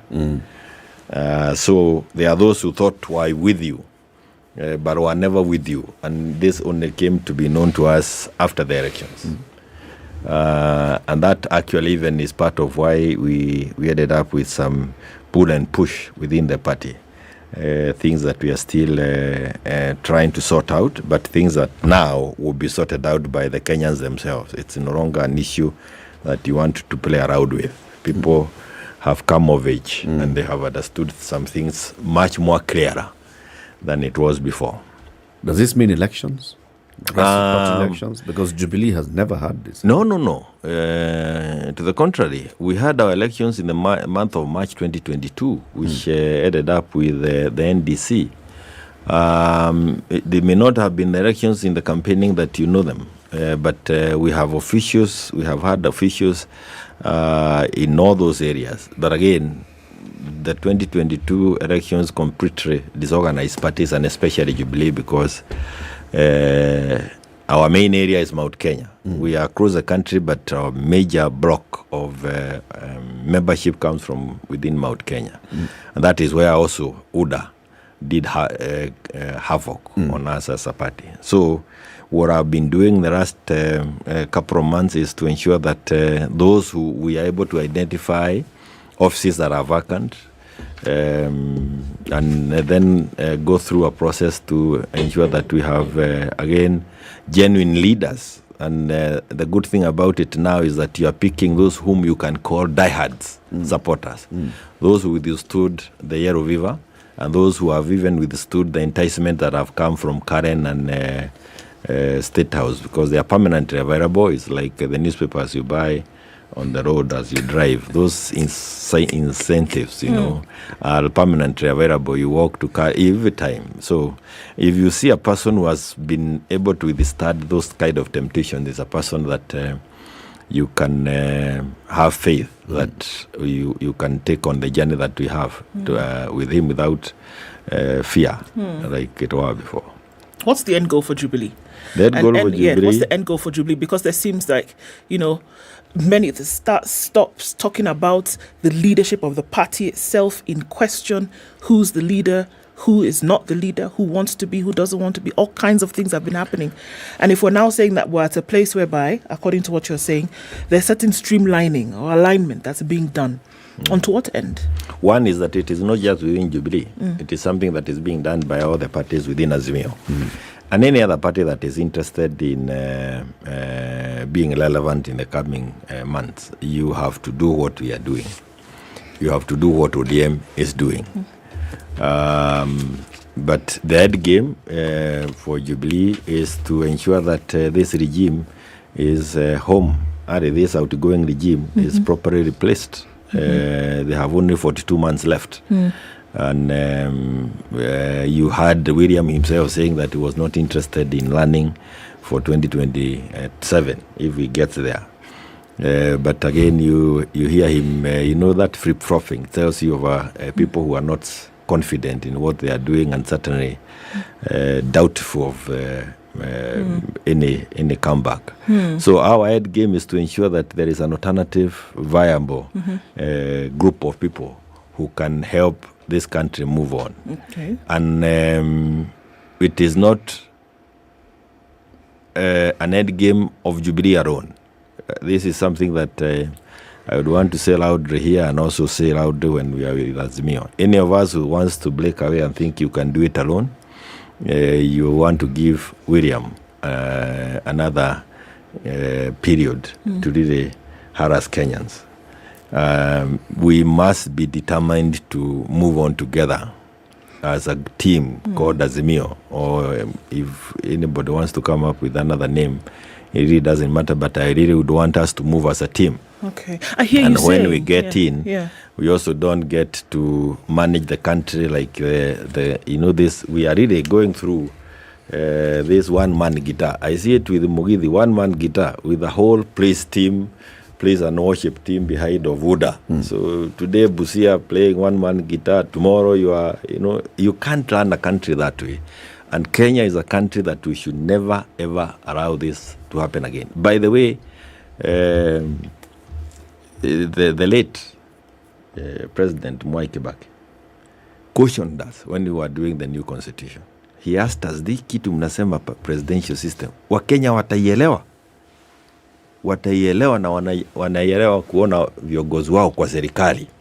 So he said, sawa, lakini mjue lazima muweke bidii kubadilisha hii. Because that time we needed a document to put Kenya together. And there are things we needed to agree on, even if they were not quite fine for the country. And one of them was the presidential system. Within Azimio, I believe that we are all agreed and now beyond that a hybrid system. I have seen a very funny one: unitary, parliamentary, semi-constitutional, monarch. That's the one for Morocco. Certainly we don't want to get anywhere near that because I don't even understand it. But one thing that comes out of it, they have a prime minister, they have a king, they have a monarch. They are trying, I think ideally is to get everybody to feel included and owning it. And the hybrid system of government or governance is what I believe is the best for this country. In any case, when we try to say that we want a prime minister and a deputy prime minister times two, then this brigade of Kenya Kwanza, or others say Kenya Kwisha. And actually you can see Kenya is quishering. Akio is not in doubt anymore. But there is hope. We'll bring it back. They really fought the issue of prime minister and deputy prime minister only for them to come up with Musalia and try to make him prime something, And I think it's just good to own up and say these are positions that are necessary in this country for us to be able to deal with the political instability. And it is only when we have gotten political stability that then we can focus on the economic needs of this country without the noise that comes from politicians or political circles. What I hear you saying, and I hope that it is the case, is that William is a one-termer. Well, that's not what I was going to say. Okay. That's what you've believed. My goodness. What I hear you saying is that folks who are clamoring for this end goal are actually concerned about the status of Kenyan citizens, that the clamor to get back into the political driving seat is to be able to turn things around for the country and not to reclaim positions of power for self-perpetuance. Precisely, but also to add that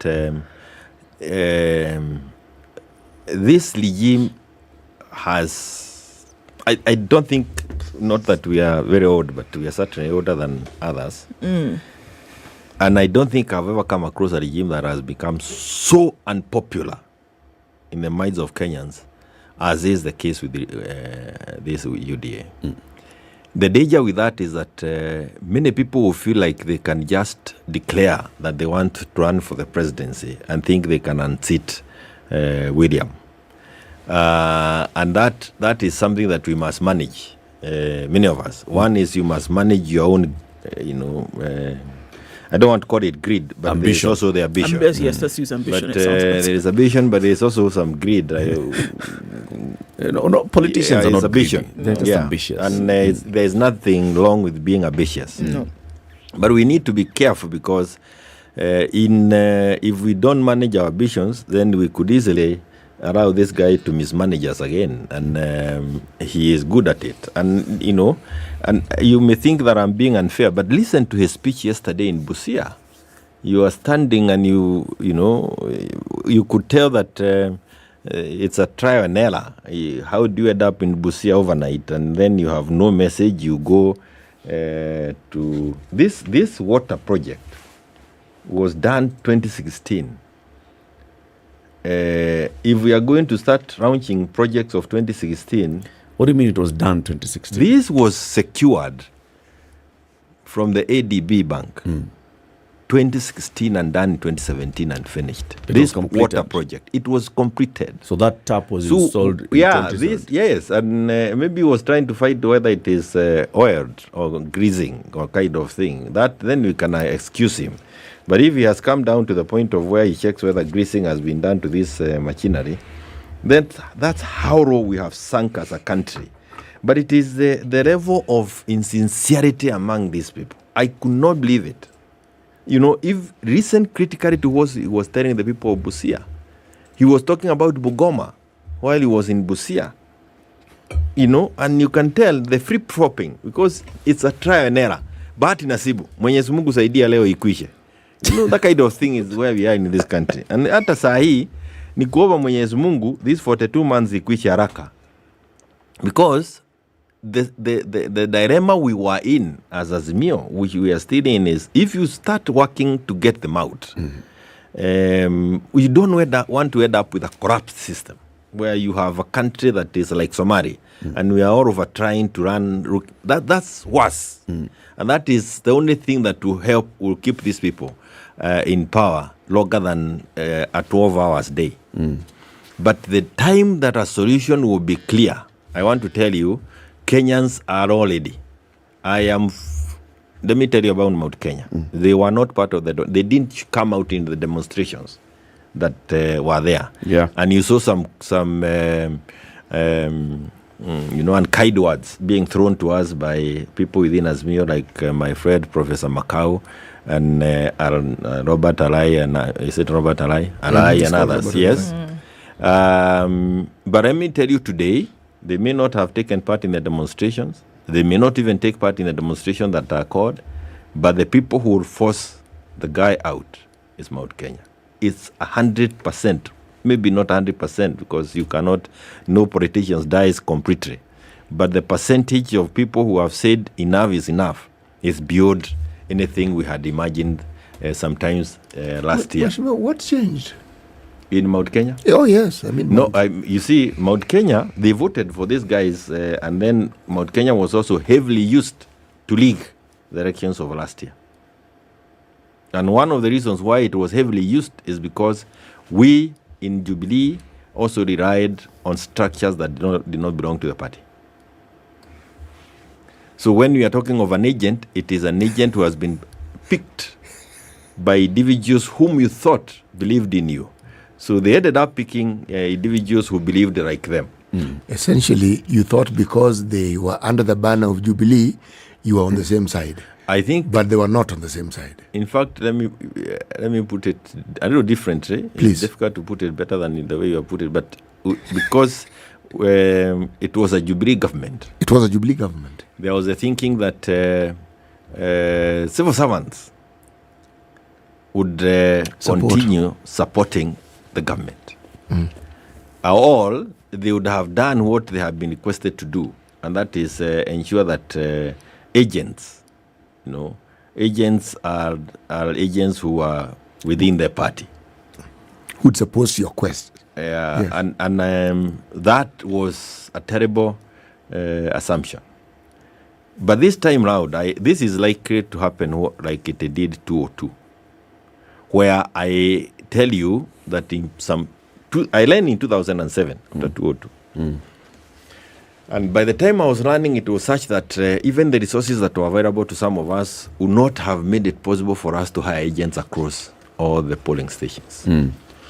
And to date, there are people who come over to me and tell me, you remember 2007, I was voting at this polling station and I was told you did not have an agent. I said I am going to be his agent. I appointed myself and ensured that your votes were not stolen. That's how it will be in Mount Kenya 2027. People will volunteer. I want to tell you, even if William is the Chebukati, 2027 in Mount Kenya, hizo kura hawataiba. Take a break. Let's take a break. Hawataiba. Jeremiah Kioni is the Secretary General of Jubilee. Jeremiah, there's the Africa Cup of Nations that's going on, tournament. Football. AFCON. Yes. It's ongoing now. Yeah. One of the big sponsors is EcoBank. Yes, it is. And one of the reasons behind putting their weight behind the Africa Cup of Nations is understanding that a Pan-African bank is wanting to give financial solutions for a seamless transaction for a bigger, for a brighter, for a better Africa. So a new dawn is coming to the continent, and what way to put that together than to have a bank that is spurring economic growth across Africa. Banking on EcoBank is a better way to do business thriving beyond boundaries and enabling micro and macro businesses to actually thrive because of their seamless financial transactions. So, EcoBank has a presence in 35 African countries and overseas in Asia, in the Middle East, and in Europe, and is making a better way of ease of travel and comfort of payments for trade. EcoBank, better way, better Africa. Indeed. Time for that break. On TV they say, wacha kwanza nimeze kopo la maji and all those things.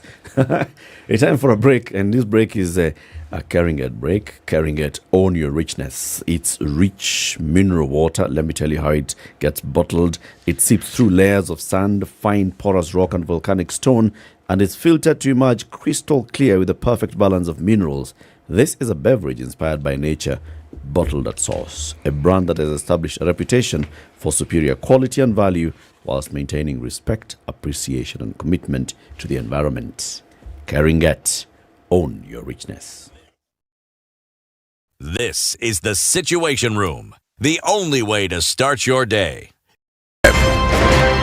This is one of the hottest show that we can ever miss in the morning, and it's a show that really gives the real situation in the Situation Room. Pleasure to be here. Thank you guys so much. Ndutha, nice meeting you. Yeah. Even beautiful in person more than in photos. Say that again.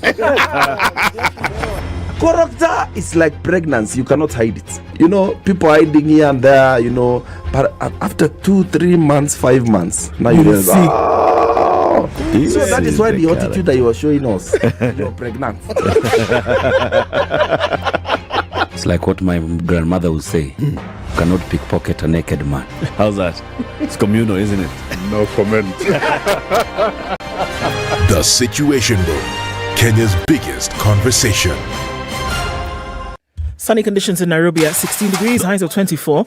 And we'll see highs of 25 in a sunny Nakuru at 15. It's 13 and sunny in Nyeri with highs of 25. While Eldoret is cloudy at 14, we'll see highs of 22. Mombasa this morning, sunny at 26 with highs of 32 through Monday. And Malindi will see highs of 32. It's currently sunny at 25. It's 20 and mostly cloudy in Kisumu. We'll see highs of 27. While Kakamega, hazy skies at 18. We'll see highs of 27. Kampala is cloudy at 20 with highs of 28, while at 27, Dar es Salaam is cloudy with highs of 31. Sunny conditions at 16 in Johannesburg with highs of 28, while Mogadishu is 25 and sunny.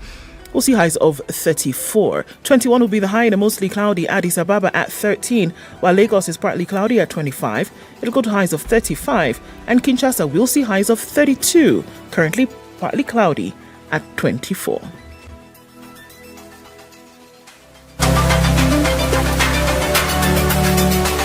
Some very nice, mature music. They really take me back to my days, and I can just feel young again and enjoy the vibes. Spice. I'm a big listener of SpiceFM. You play the best music. This is 94.4 Spice Hour this FM. morning. It is a busy Monday. If you're coming off the Thika Superhighway, you already know you're stuck in that traffic that's coming in right around Survey, heading towards the Pangani underpass. And there's a whole network of movement and some standstills on Kiambu Road as well as Limuru Road. Coming in from Ring Road Westlands is also starting to pack up as you get closer to Chiromo. All right, as looking at Ngong Road, it's busy. Rilo Dinga Way coming off of Langata Road, busy as well. Bumper to bumper at that junction, in and outbound. And as you get to the Ngong Road roundabout at the City Mortuary, that is also going to hold up for a while. We're getting into traffic hour. Jogo Road is also still pretty sticky. Keeping an eye on things. Help us out, folks, to keep things moving this morning. Let's talk on Spice FM KE on X.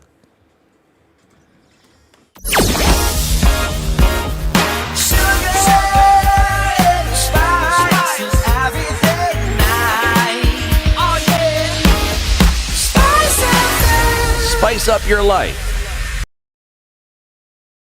Mature, intelligent talk every morning. Spice up yourself.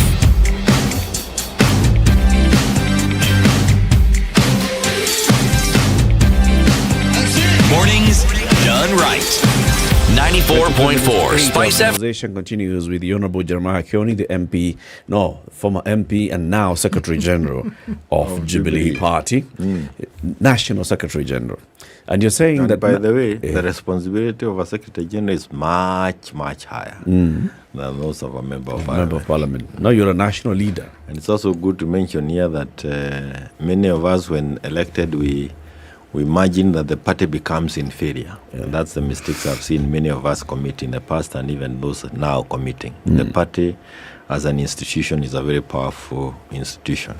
After 3-4 years, like now, the people are already hunting for where am I going, which party am I going to run on. When I was seated out there, I came across a gentleman who wants to vie for some position in Kiambu, and he's already hunting for a ticket. And clearly, Jubilee is the only party that will make sense in Mount Kenya. You say that. Let me say something. You say that. Let me ask you the question. If because you don't you're hear saying what Uhuru says, you are done in Mount Kenya. Yeah. Unfortunately. You say right now, from what you read on the ground, is that Mount Kenya, the voters are unhappy with Kenya Kwanza, with UDA that they voted for. When they were voting for UDA, they were unhappy with Jubilee. Now they are unhappy with UDA. Is Jubilee an option? Yes. And if it's an option, what makes it an option now? It is not just a better option, but the only option in that region. It's not just a better option. What makes it different now? And I'll tell you why. Unfortunately for the Hustler group, they came on a platform of lies. Yani uongo. It sounds better when you say it in English. Uongo. Kwa sababu even nursery school kids wakitembea kwa barabara, you know the way they run after saa sita wanakimbia. Saa zingine wasikia wakisema ni uongo. It's gotten that deep. And you know you can't lie to people in the manner that UDA lied and then failed to deliver on even one of the promises that was made and survive. So there is anger. There is even embarrassment that is there within the people. And there is that fear of almost unknown. So people would not want to try something new this time round. They don't want to take chances. They had their problems with Jubilee because they were told. Today if you ask them shida ilikuwa gani, they struggle to tell you. Sababu shida ilikuwa gani? Ni barabara ilikuwa inajengwa.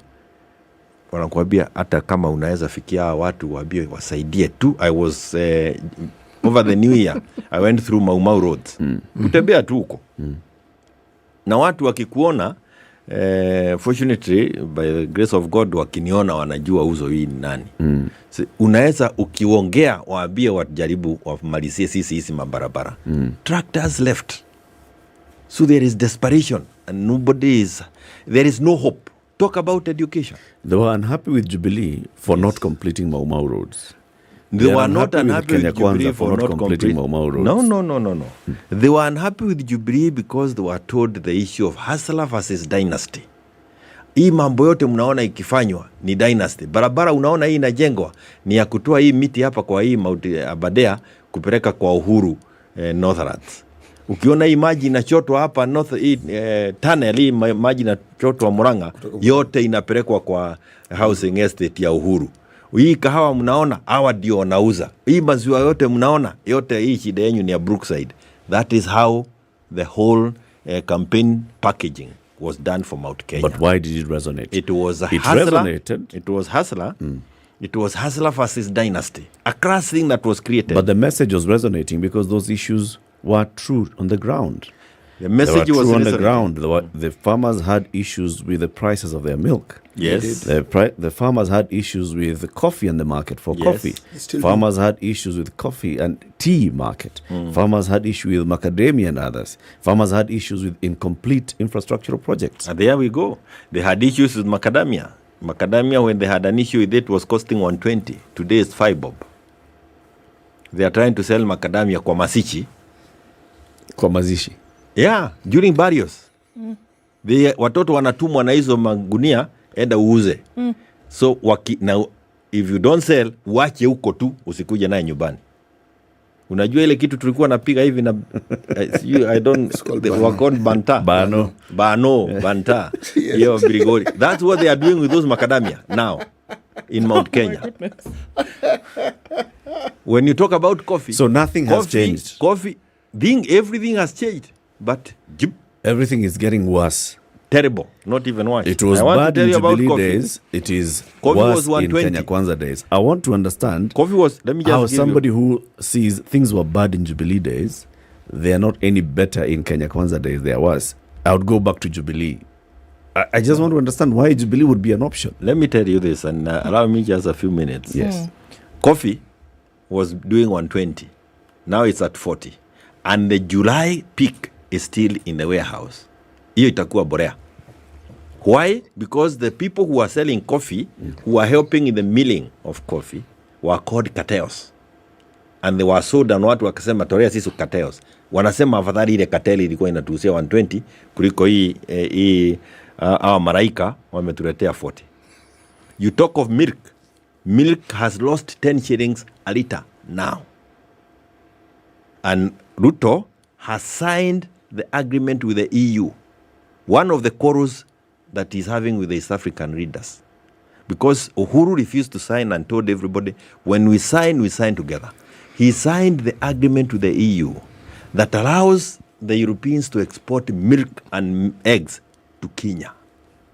So expect our cows to become maridadi tu, maua ya kuangalia. It is not that Jubilee was bad, but the narrative that you are being milked by Jubilee is what was sold. And they were told things are going to even be better. We are going to do it better. So what you're saying, SG... So what I'm saying is this. Sorry, and we tried to undo those lies. So this is and the it thing. was And not easy. I'm sorry, but I have to come back to what Eric was saying.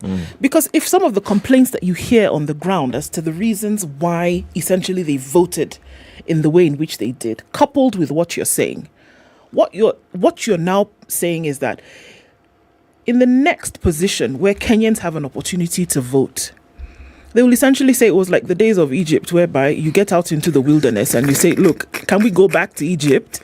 At least there we were eating every day. That's what you're saying.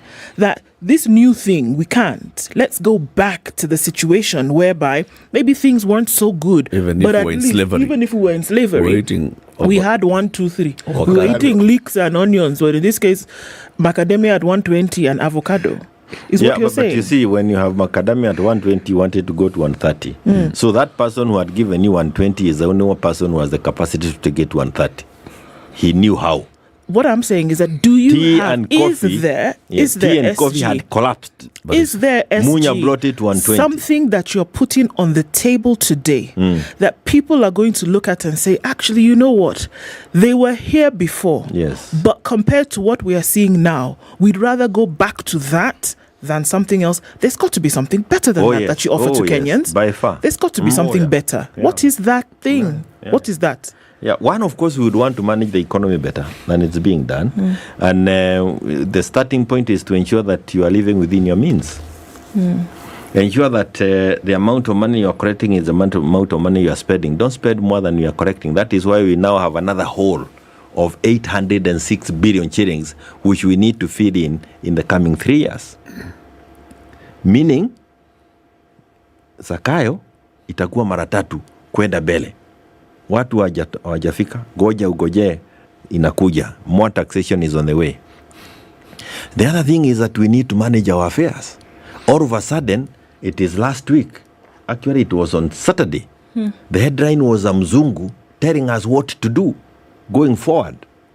All of a sudden, we are now taking instructions again from the Mzungus. Which one? IMF is the one managing our affairs now. World Bank is the one managing us. And this is where we were with Moi. Kibaki came and turned from them and we managed ourselves. Within 3 years, we had a surplus of 1 billion shillings. Surplus in this country. Within a year. What did we do? Manage our taxes better. Collect and manage our taxes better.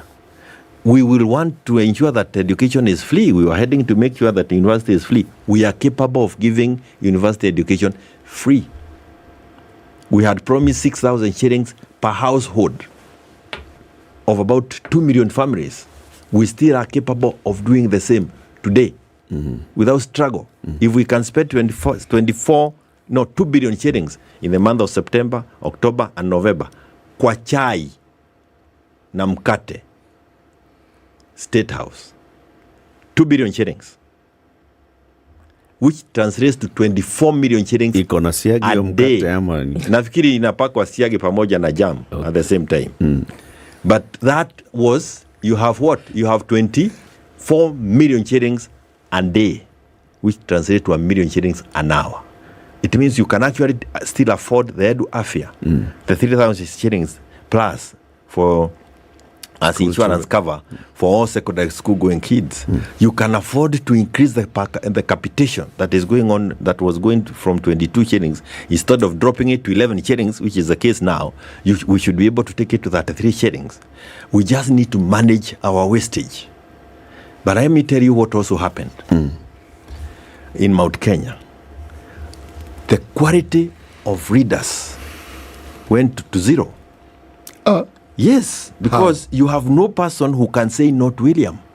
And this is why I'm saying this one-man guitar thing must be done away with. So you're saying that the management, Mheshimiwa, you are saying that the quality by which we judge a leader is the ability to, what, offer a differing view from the president? Is that what Not necessarily. It's the ability to have a view.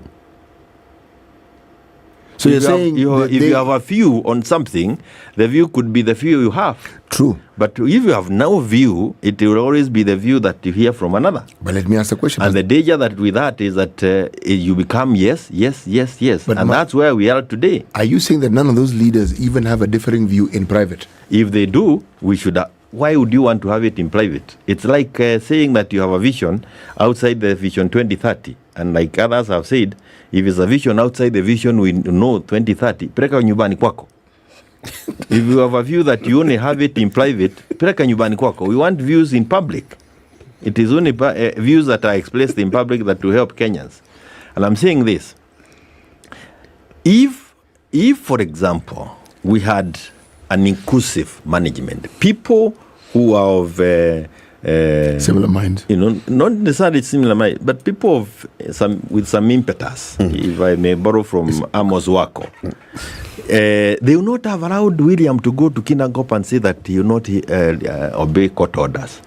If there was a prime minister or a deputy prime minister allowed William, he will say, Your Excellency, those who can call him so, Your Excellency, that is not what I want to say. It will take me down in my constituency because I was elected. So, for that reason, allow me to disagree with you on this, and I'll do it publicly. Because I have a constituency that I answer to.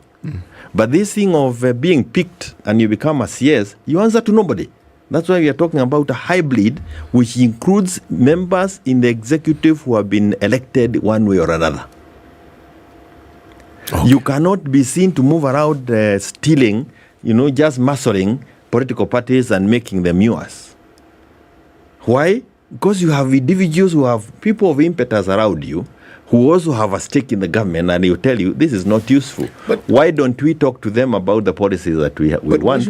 But we do not want to buy and kill political multipartyism. We were celebrating Jaramogi Oginga's 30 years. Yes. What did he die doing? Fighting for the space for us to have this studio. Before those days, there was only one studio, KBC. Now, that space that we have, including having more people to say different things, is what is being taken away. We are slowly and quickly, slowly and surely, and drifting back to one-party state. We were there in 1983. I think we are only maybe a month or two before we completely go back to where we were in 1983. But does that then not tell us something interesting about the political class? Because the people you're speaking of, who keep being drawn into this monolith that we call UDA, they're politicians. They're not being forced. Someone who's being enticed is someone who's given an option. And that is what they've done. They've chosen that option. And this is the bit we are doing now in Jubilee. Today, tomorrow, and the day after, I have a program where we are putting 30 women, potential leaders, to start going through some training for the coming 2-3 years. So that by the time they are being offered for a public office, yes, they understand what it means to be elected. So it is no longer going to be, it is also the responsibility of parties to really come up model leaders. Not to be modeled by people who insult others, people who steal parties, people who have no spine, and they cannot stand for anything. Because that's where we are, mainly within Mount Kenya. And that's why we are not even bothered with some of the members we have in Jubilee. They can just let them take a walk. Let them go to UDA. What we are doing today, I can tell you, every single day, even as I go back to the office today, it is to talk to people who are potential leaders tomorrow. So Jubilee 2.0. And modeling them in example of some others. Others who have stood there on behalf of Kenya. When you were last here, there was a name you mentioned, Kamene. Kamwene. Kamwene, not Kamena. What is a Kamene? Kamene is a name. Yeah. It's someone's name. And Kamwene? Kamwene it's a movement. It was a platform. How is that coming along? It's done what we wanted it to achieve. What was it supposed to have achieved? He awakened the people of the mountain and they had attack. And today, we never advertised it for one. Never paid a coin. We just said, Kamwene. And the community, everywhere, people are saying we are also going to form ours, we are going to form ours. We are not now there. It's just like the Mau Mau spirit. What's the full phrase? What's the full saying in Kamwene? Kamwene. Can we think about ourselves? Where are we? Where are we in this whole game? Aren't we under attack? Aren't people being used to take our political party, the only political voice that we have, so that we become slaves? And it has hit home. And that's why I'm saying, even the issue of thinking that you can take Jubilee away, it's no longer an issue that you are going to be worried about it in the courts. Okay. Now, people will sort you out. Can we look at wananchi Jubilee? wenyewe hizi kitu ya mchezo na wale ambao walikuwa wamecheza dance wanacheza dance jaribu nao hata si bali eda hapa daima hapa chini cheza maneno ya Jubilee naye. You'll be sorted out by people you don't know. Let's look at Jubilee now in the context of Azimio just a little bit. And of course the talks, I mean, everything that we are seeing, there's a meeting that's been called for this week, and Azimio is looking at where it is in the whole political landscape. What happens? Because the choice of a presidential flag bearer usually is the straw that breaks a camel's back for coalitions like this. One flag bearer will be picked from one party, whether that party be dominant or not, and the whole thing falls apart. What does that portend for the coalition? Here, Jubilee is doing its robust movement to make sure that, it's, top form. ODM is doing the same. Wiper is also on the up and up. Everybody is cleaning house. What happens when you choose a flag bearer that's not everybody is happy about? 2-3 things. One is that we are drowning as a country. Without doubt. In Kikuyu, we will say mutidu. It's like you are throwing your hands up because you are just so you can't even finish the word. Remove me. Before you finish, water is in your mouth. So it's mutidu. So that's what we are doing as a country. Now we have heads up because we are now being taken by a big lever. And when your heads is up, whoever pulls you out of that lever is your hero. You only look at him after. If it was your enemy, then you may ask him, what are you doing around here, you idiot? If you're unkind. But the fact that the thing is that you have been rescued. The country is looking for somebody to rescue it from this disaster that we are in. So we have to put our best foot forward. Secondly, it can only be one person to be the president. If we then discuss and agree on the issue of the danger of even having one person again, we all sacrifice and give it to one person who becomes a one-man guitar. If we understand the dangers of just having one person who runs the show alone, then we'll understand why it is that we now need to think of an exclusive system, which is a hybrid. Have cabinet ministers coming from parliament. Have the deputy prime ministers, the prime ministers in the mix. It will not cost us anything new or anything more. In fact, it will be cheaper. But then you have a president who has a team around him, and he has to consult that team. There is nothing else like a one-man guitar and a praise and worship team made up of rebels of Jubilee, rebels of ODM. They actually become louder. And then you have the soprano coming from UDA.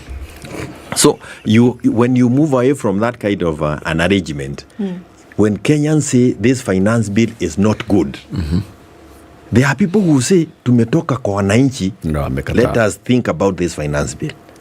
But when you have an individual who wakes up and you can see evidence of people he has beaten overnight, and then you look like you could also be enlisted to be slapped during the meeting, Kenyans will not get anything from it. Lazima wa Kenya wawe na wanaume na akina mama ambao wanasema hapa tutaachana kwa hii maneno. That is what made the Grand Coalition government. You remember that Grand Coalition where Raila was the prime minister? And within a short while, the economy was growing at 8%.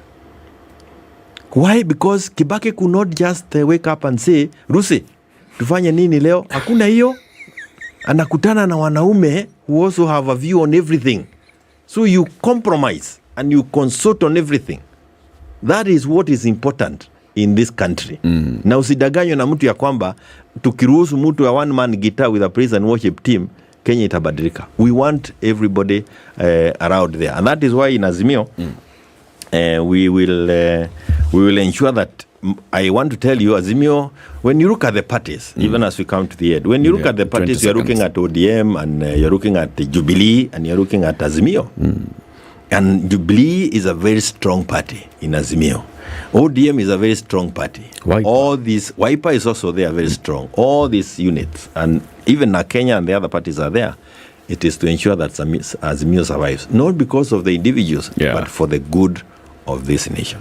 Jeremiah Kioni, thank you for joining us today. Nashukuru pia, asante sana. Kioni is the Secretary General of Jubilee Party. He says they are on the ground, they're reviving the party, Jubilee 2.0. We'll wait and see the outcome of it. 8 a.m. Good morning.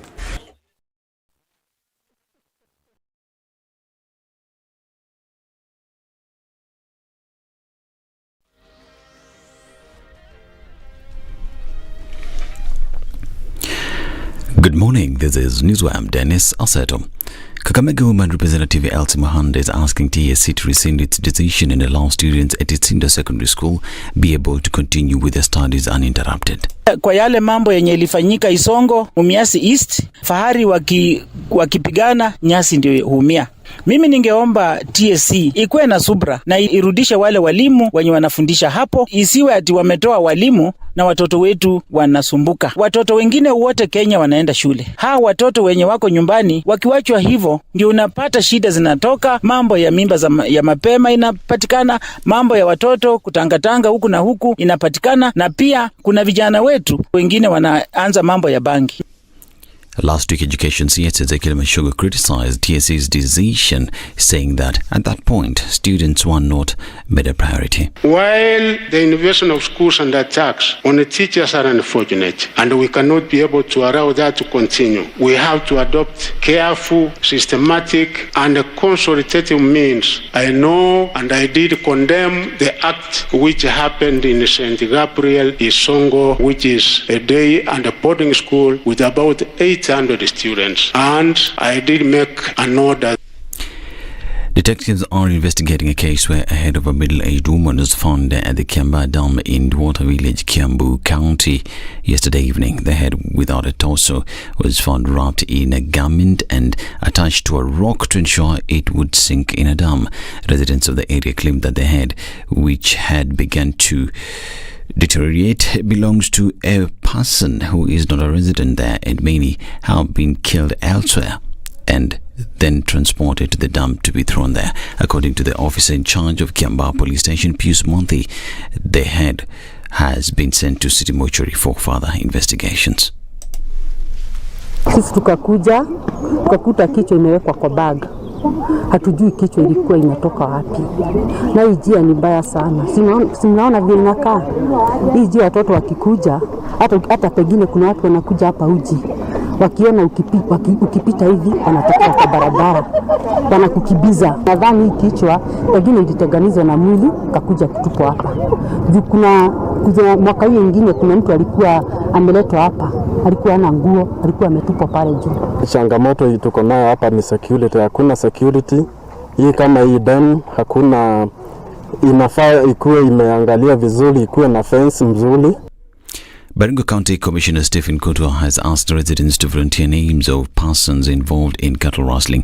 Kutu has accused some residents of protecting cattle rustlers and their sponsors, and also those who benefit from the crime. He has warned that the police will deal with criminals in efforts to restore security. Wewe una complain na bado uko pale umesimama na bandit. Unafanya nini na bandit? Wewe unalia nge na uko hapo na bandit. What are you doing that bandit? Mnafanya kazi gani? Hata Orienga akiangalia na drone hivi anaona mtu mzuri na amesimama na nani? Wewe ukienda kuchanganyana na bandit ujue utalimwa pamoja na nani? Na bandit. Because the president has made it a declaration, hii area lazima bandit aishe. Hii lugha imekuwa muda mrefu. Kama serikali inaweza jenga SGR kutoka Mombasa mpaka Nairobi, ni nini inaweza tushinda?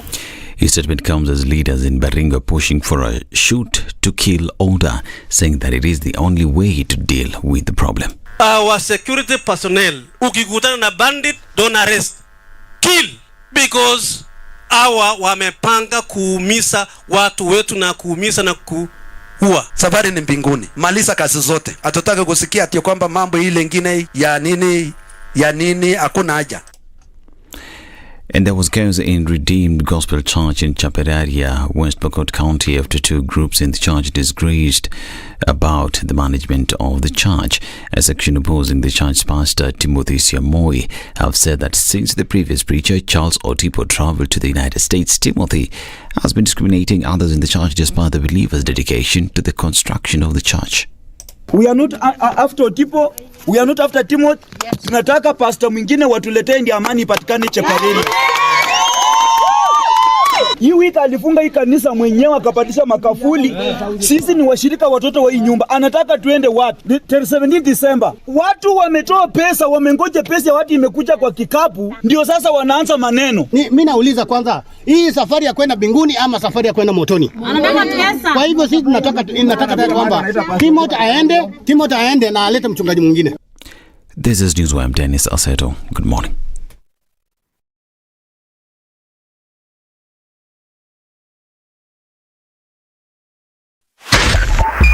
.5 Spice FM, Kisumu. We keep moving, but there's still heavy traffic on the Thika Superhighway this morning. It's gotten worse as we get into traffic hour, meaning that past Tusker Village, heading out towards Kasarani, traffic into the city is bumper to bumper, moving very slowly. The service lanes will work until you get to Survey, then everybody gets into that one lane getting into the city. So Thika Superhighway, busy this morning. We're looking at Kiambu Road, busy as well. Heavy traffic, bumper to bumper on Limuru Road, coming in all the way from Ruaka and heading out towards Westlands. That's what we're talking about. It's inching slowly, so you're going to need patience to traverse this today. Gong Road is busy, so is Langata Road. You're coming off of Jogo Road and getting onto Landis, which interestingly is not too bad this morning.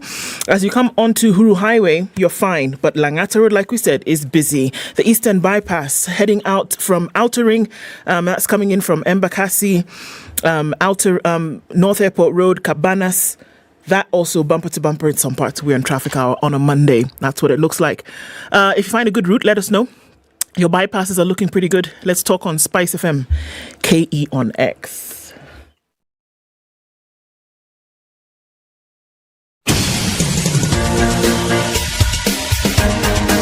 This is the Situation Room, the home of hard-hitting political commentary and penetrating insights about the state of the nation. This is a talk radio experience like no other. The Situation Room, a place for hard truths, debates, and elevated conversations. The Situation Room, witty, political, engaging, deep, controversial. In the room, we have C.T. Muga, researcher, academic, seasoned political observer, a fountain of wisdom in these politically uncertain times. Ndu Oko, Nigerian by birth, Kenyan by choice, communications expert, Pan-Africanist, a truth seeker and believer in people power, and Eric Latin, agent provocateur, the man in the chair, seasoned journalist, news hound, a man who believes in punching up, not down. This is the Situation Room, It's coming up the only way to start your day. The Situation Room, Kenya's biggest conversation, KTN Home, Spice FM, YouTube, Facebook. Wherever you are tuned in, asante sana for joining us. We are celebrating what is Kenyan in its true richness, including carrying it. You know, this man likes walking, as we know. And he likes hydrating, as we know. And he celebrates hydrating using carrying it, as we know. Because you look at the richness of it. Actually, you know, every time one talks of carrying it, you cannot remove the word refreshment from your mind, because there's water and there's refreshment, and there's refreshment and there's water. There's this thing about carrying it. Most people don't even know that water has a taste. They think water is bland. Water is not bland. It's not. No, it is not bland. It's not bland. But you cannot overemphasize the refreshing qualities of carrying it. You cannot. And this is because this is purely Kenyan, bottled at source. You know, you look at where it's come from, the rich minerals, and what makes you feel even proud of the fact that from the first drop to the full bottle, it has been filtrated through Kenya's rock, Kenya's earth, into the bottle, then drunk by a Kenyan called CT. Look at what he's doing. Look at what he's doing now. See. That's what he does. Constantly has a flask of Majimoto. It's age. And also he uses the other Kenyan product called Maramoja Taxi. Hey, Kenyan. Buy Kenya, build Kenya. You're the example. Oh, yes. You epitomize that whole phrase. Buy You Kenya, have to. build Kenya. Yes. Because Maramoja Taxi available in Nairobi, Mombasa, Eldoret, Kisumu, Nakuru, Naivasha is the Kenyan taxi app that makes sure that drivers are earning the highest and you are paying the least. And then there's also the promo code, City, which is 30%. And all you need to do is when you want to hail a cab, you simply need to get Spice 30. That's it. Spice 30. And that automatically grants you a 30% discount. And then they have a wallet. Now, in this wallet, where you want to sort of like ensure you place some money, some value for your travels, whatever amount you put in the wallet, you automatically get 50% of it. Yes. Yes. Our next guest is the Honorable Adan Kanan. He's the MP for Eldas constituency in Wajir County. Eldas, you say, is bigger than Nairobi and Kiambu combined counties? No. Central Kenya. Central Kenya. Okay. And, so Kiambu, Murang'a, Nyeri. The whole of Central Kenya. Central Kenya, the former Central Province. The former Central Province. Combined with Western Kenya. And even more. And that is one of the smallest constituencies. This is one constituency. One of the smallest constituencies in northern Kenya, actually. Yeah, so and still bigger than two of the former provinces combined. Hii Kenya ni kubwa. Where? Can you see the entire... I just thought about it just now. We're talking about the one entire constituency. Western province has Kakamega, Vihiga, Busia, Put the whole of Bungoma. Western province together, add the Central province. That's one. Yes. Eldas. Yes. I now understand why this gentleman doesn't want to be a governor. He's already a governor of 2 counties. No, it's the dynamic. These are things that change. You know, in 2009, when the countdown to the referendum, the promulgation of the current referendum, yes, there were a lot of issues about Northern Kenya and there were blues in the counties. And I took journalists from the precinct of Parliament to then my former constituencies. My former constituencies were J West. Yes. They took 21 days to go round from Parliament to every part of that constituency. By the time they came back, let me tell you this, they were in a completely different world. So and I challenge you, do the same. Go to Wajir South. Wajir South is maybe the whole of Western Nyanza, Nairobi, Central Province combined. Wajir South is even bigger. Okay, now, Yes. so you take these journalists from the precincts of Parliament, And I took them to every part of my former constituency. and then you want us to just leave here and go by ourselves. But you should make an application so that you people even We don't even know where we're going. Yes. So But that's Eldas is the smallest constituency one of the smallest. Actually, I will say in not Wajir. in Kenya, one of the smallest in northern Kenya, but it's still bigger than Central Kenya And Western. and Western Kenya combined. And then you need to ask yourself, what defines a country? It's people and land. So, and we have both now. You have both. Yes. So I'm going. Kabisa, so we have both. So things are changing. You're trying to say you can be a country. No. No. We truly believe in the sovereign republic of Kenya. Yes. So very good. That must also with a rider. Yes. That is also a collection of many nation states. Indeed. Yes. So and that is what gives us our rich heritage. Very good. That's true. To welcome you to the conversation, City has the day's proverb. Today, this week, the proverbs will be from the Kingdom of Morocco. It's called what in Morocco? My friend, it's called a unitary parliamentary semi-constitutional monarchy. Good Lord. Unitary parliamentary semi-constitutional monarchy. Yes. Yes, I understand. So anytime Kenyans think that this hybrid is too much, they have no idea what they're talking about. You choose a government that fits your purpose. Forget parliamentary, forget presidential. You've cobbled up one which works for you. And then say, ours is called this. And this is what we're going to call it. Yes. But trying for it to fit, it's like trying to fit my knee in a shoe. It won't work. True. Because that's why every country has its own dynamics. Yes.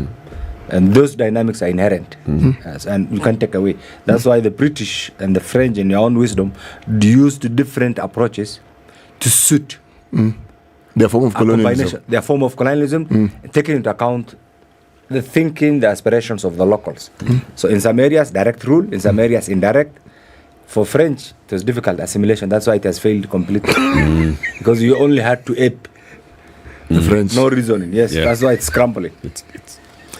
City, the proverb? Yes, by all means, trust in Allah. But first, tie your camel. True.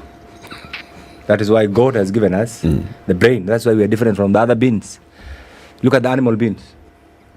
They don't have the brains, but they have the edge. Look at the human beings. They have the brain and the edge, a combination, a gift. That's why God is saying, I have given you an embodiment of the brain to think. Okay? As a human being, I've gifted you that. That doesn't mean that you take everything for right. So use that gift from God to manage your things. That's why use your brain to tie your camel so that you take care of yourself. So it's common sense. As you ask God to protect. Yes. It's common sense. Very good. Mheshimiwa, someone is asking, did Adan Kanan shake the hand of Jeremiah Kioni on the corridor as they're coming in? Yes. He's your party secretary general. No, he's not my party secretary, but he's my friend. Did you leave Jubilee? I am a Jubilee member. He's the Secretary General of Jubilee Party. I don't subscribe to his Secretary General. Okay, technically, he has some papers. Technically speaking, the court has said that he should continue with certain, but as a practicing politician, from every aspect, other than that technical, legal, which I respect, he has ceased being our Secretary General. Other than that technical, legal provision, which because I'm a true believer, and in the rule of law. In the rule of law, that I subscribe. But where else? Okay. You have just been seeing one man moving around alone, with no member of parliament, with no MCA, with nobody else, with his Sufria. So Sufria constitutes a member of his political outfit. So who's the leadership of your party? Which leadership do you subscribe to then as a party member? Okay, you need to understand the workings of the party. The party has an infrastructure, a leadership structure. There's NEC, there's a PG, there's a Council of Governors, there's the MCA consortium. In all, 100% are with our group. The entire NEC, actually, other than 3. There's something that you created in Jubilee that time. It was called National Management Committee. Yes. Of the party. Yes. Who's in that committee? You know, that's those who are there are the CEO, 2 representatives of the 2 houses, leadership, some members of the next appointment. It's a day-to-day activity. So it's like an operational arm. Approach, yes. Okay. Yes. But the main person is the CEO. So you're saying the other organs of the party will have the elected leaders. You see, and the elected leaders into parliament, into governor, those ones are not supporting the official leaders of the party. No. Who are the official leaders? The official leaders, first of all, they are official leaders. Party leader, Uhuru Kenyatta. Party leader. Chairman. What's his name? Nzuya. There's a structure. Deputy chairman. I want to give you the cluster of leaders who are there. The chairman, Nzuya, is still our chairman. Yeah. Okay. Vice chairman. The vice chairman was Honorable Murade, was suspended by NEC, but got an injunction from the court.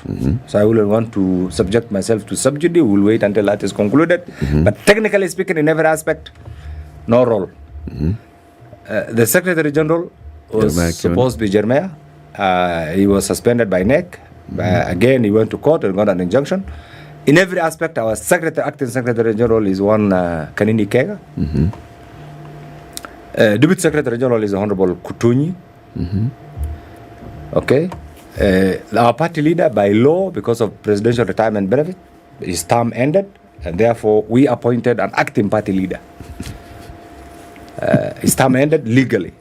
And you can look at the provisions of, unless that is again amended or we get a further interpretation, it's the law.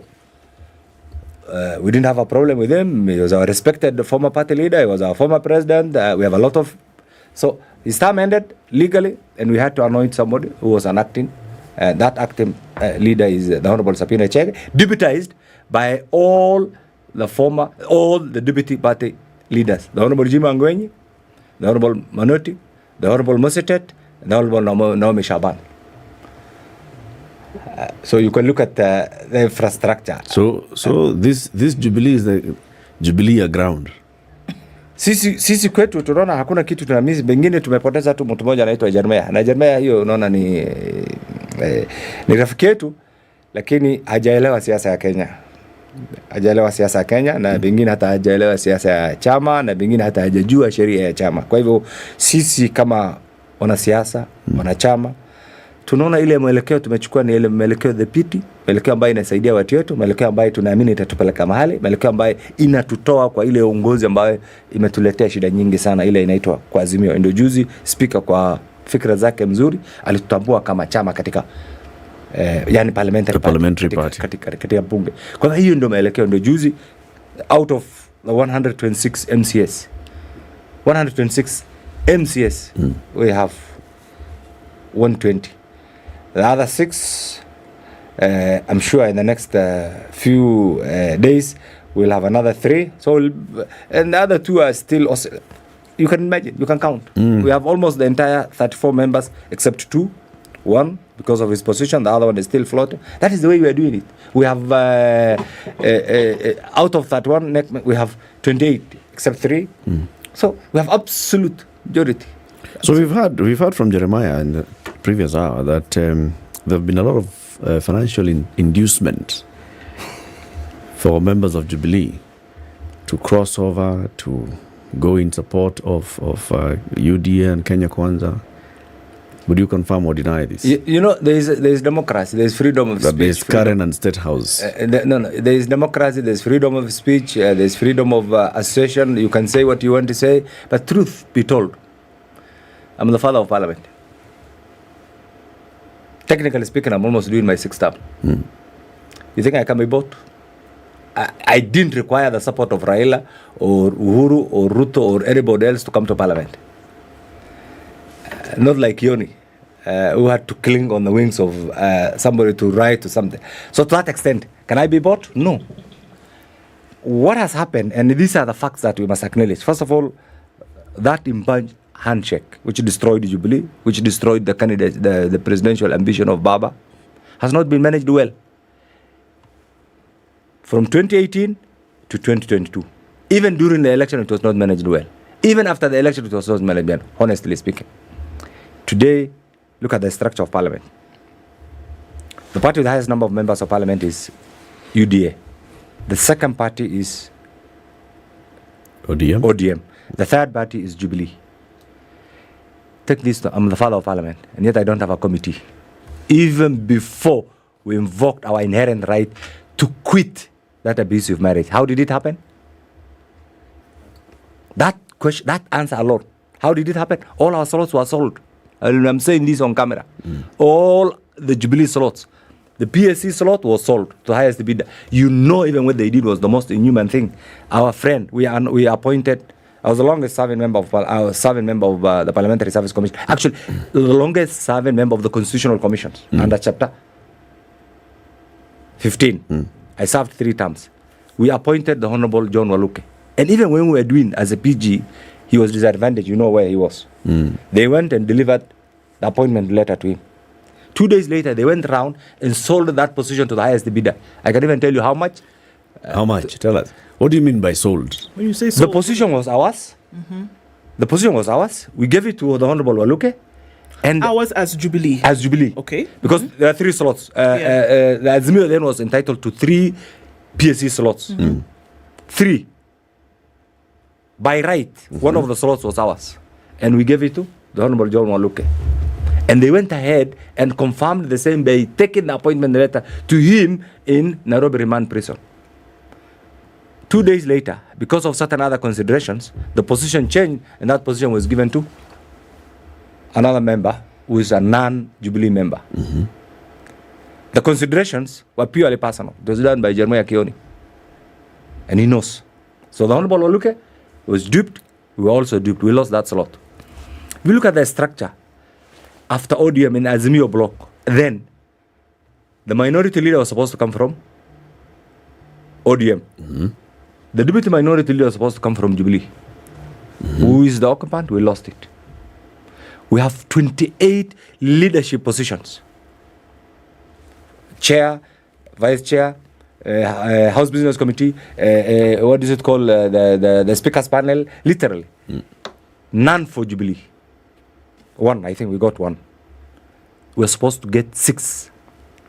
So all our positions were traded. At that particular time, we did everything humanly possible to look for the then party leader who was still in position by virtue because the term didn't end. Until he handed over. Unfortunately, he was not available. Personally, I tried, because I don't leave my friends. I tried over 82 times to look for my former party. Over 82 times. And 82 times. Missed calls or missed WhatsApp calls, messages. texting, looking to his house. 3 times. Myself, the Honorable Arama, and another member, we went even camped outside the house. All were unsuccessful. So between August 2022 to February, we did everything humanly possible to have access to our former party leader. It was not possible. Jeremiah Kioni was auctioning everything outside to whoever he wanted. So a time had to come to say, look, we had to assess. Was this marriage sustainable? Was it conceived, first of all, fairly, objectively in the first place?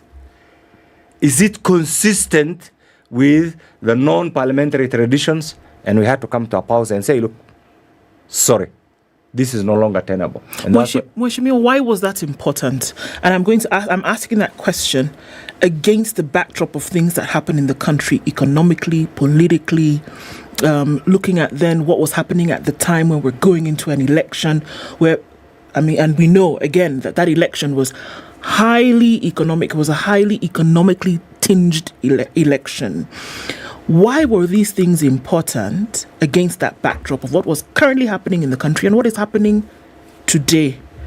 I think you need to get the time frame. The time frame was immediately after the election between August and February when we made that decision.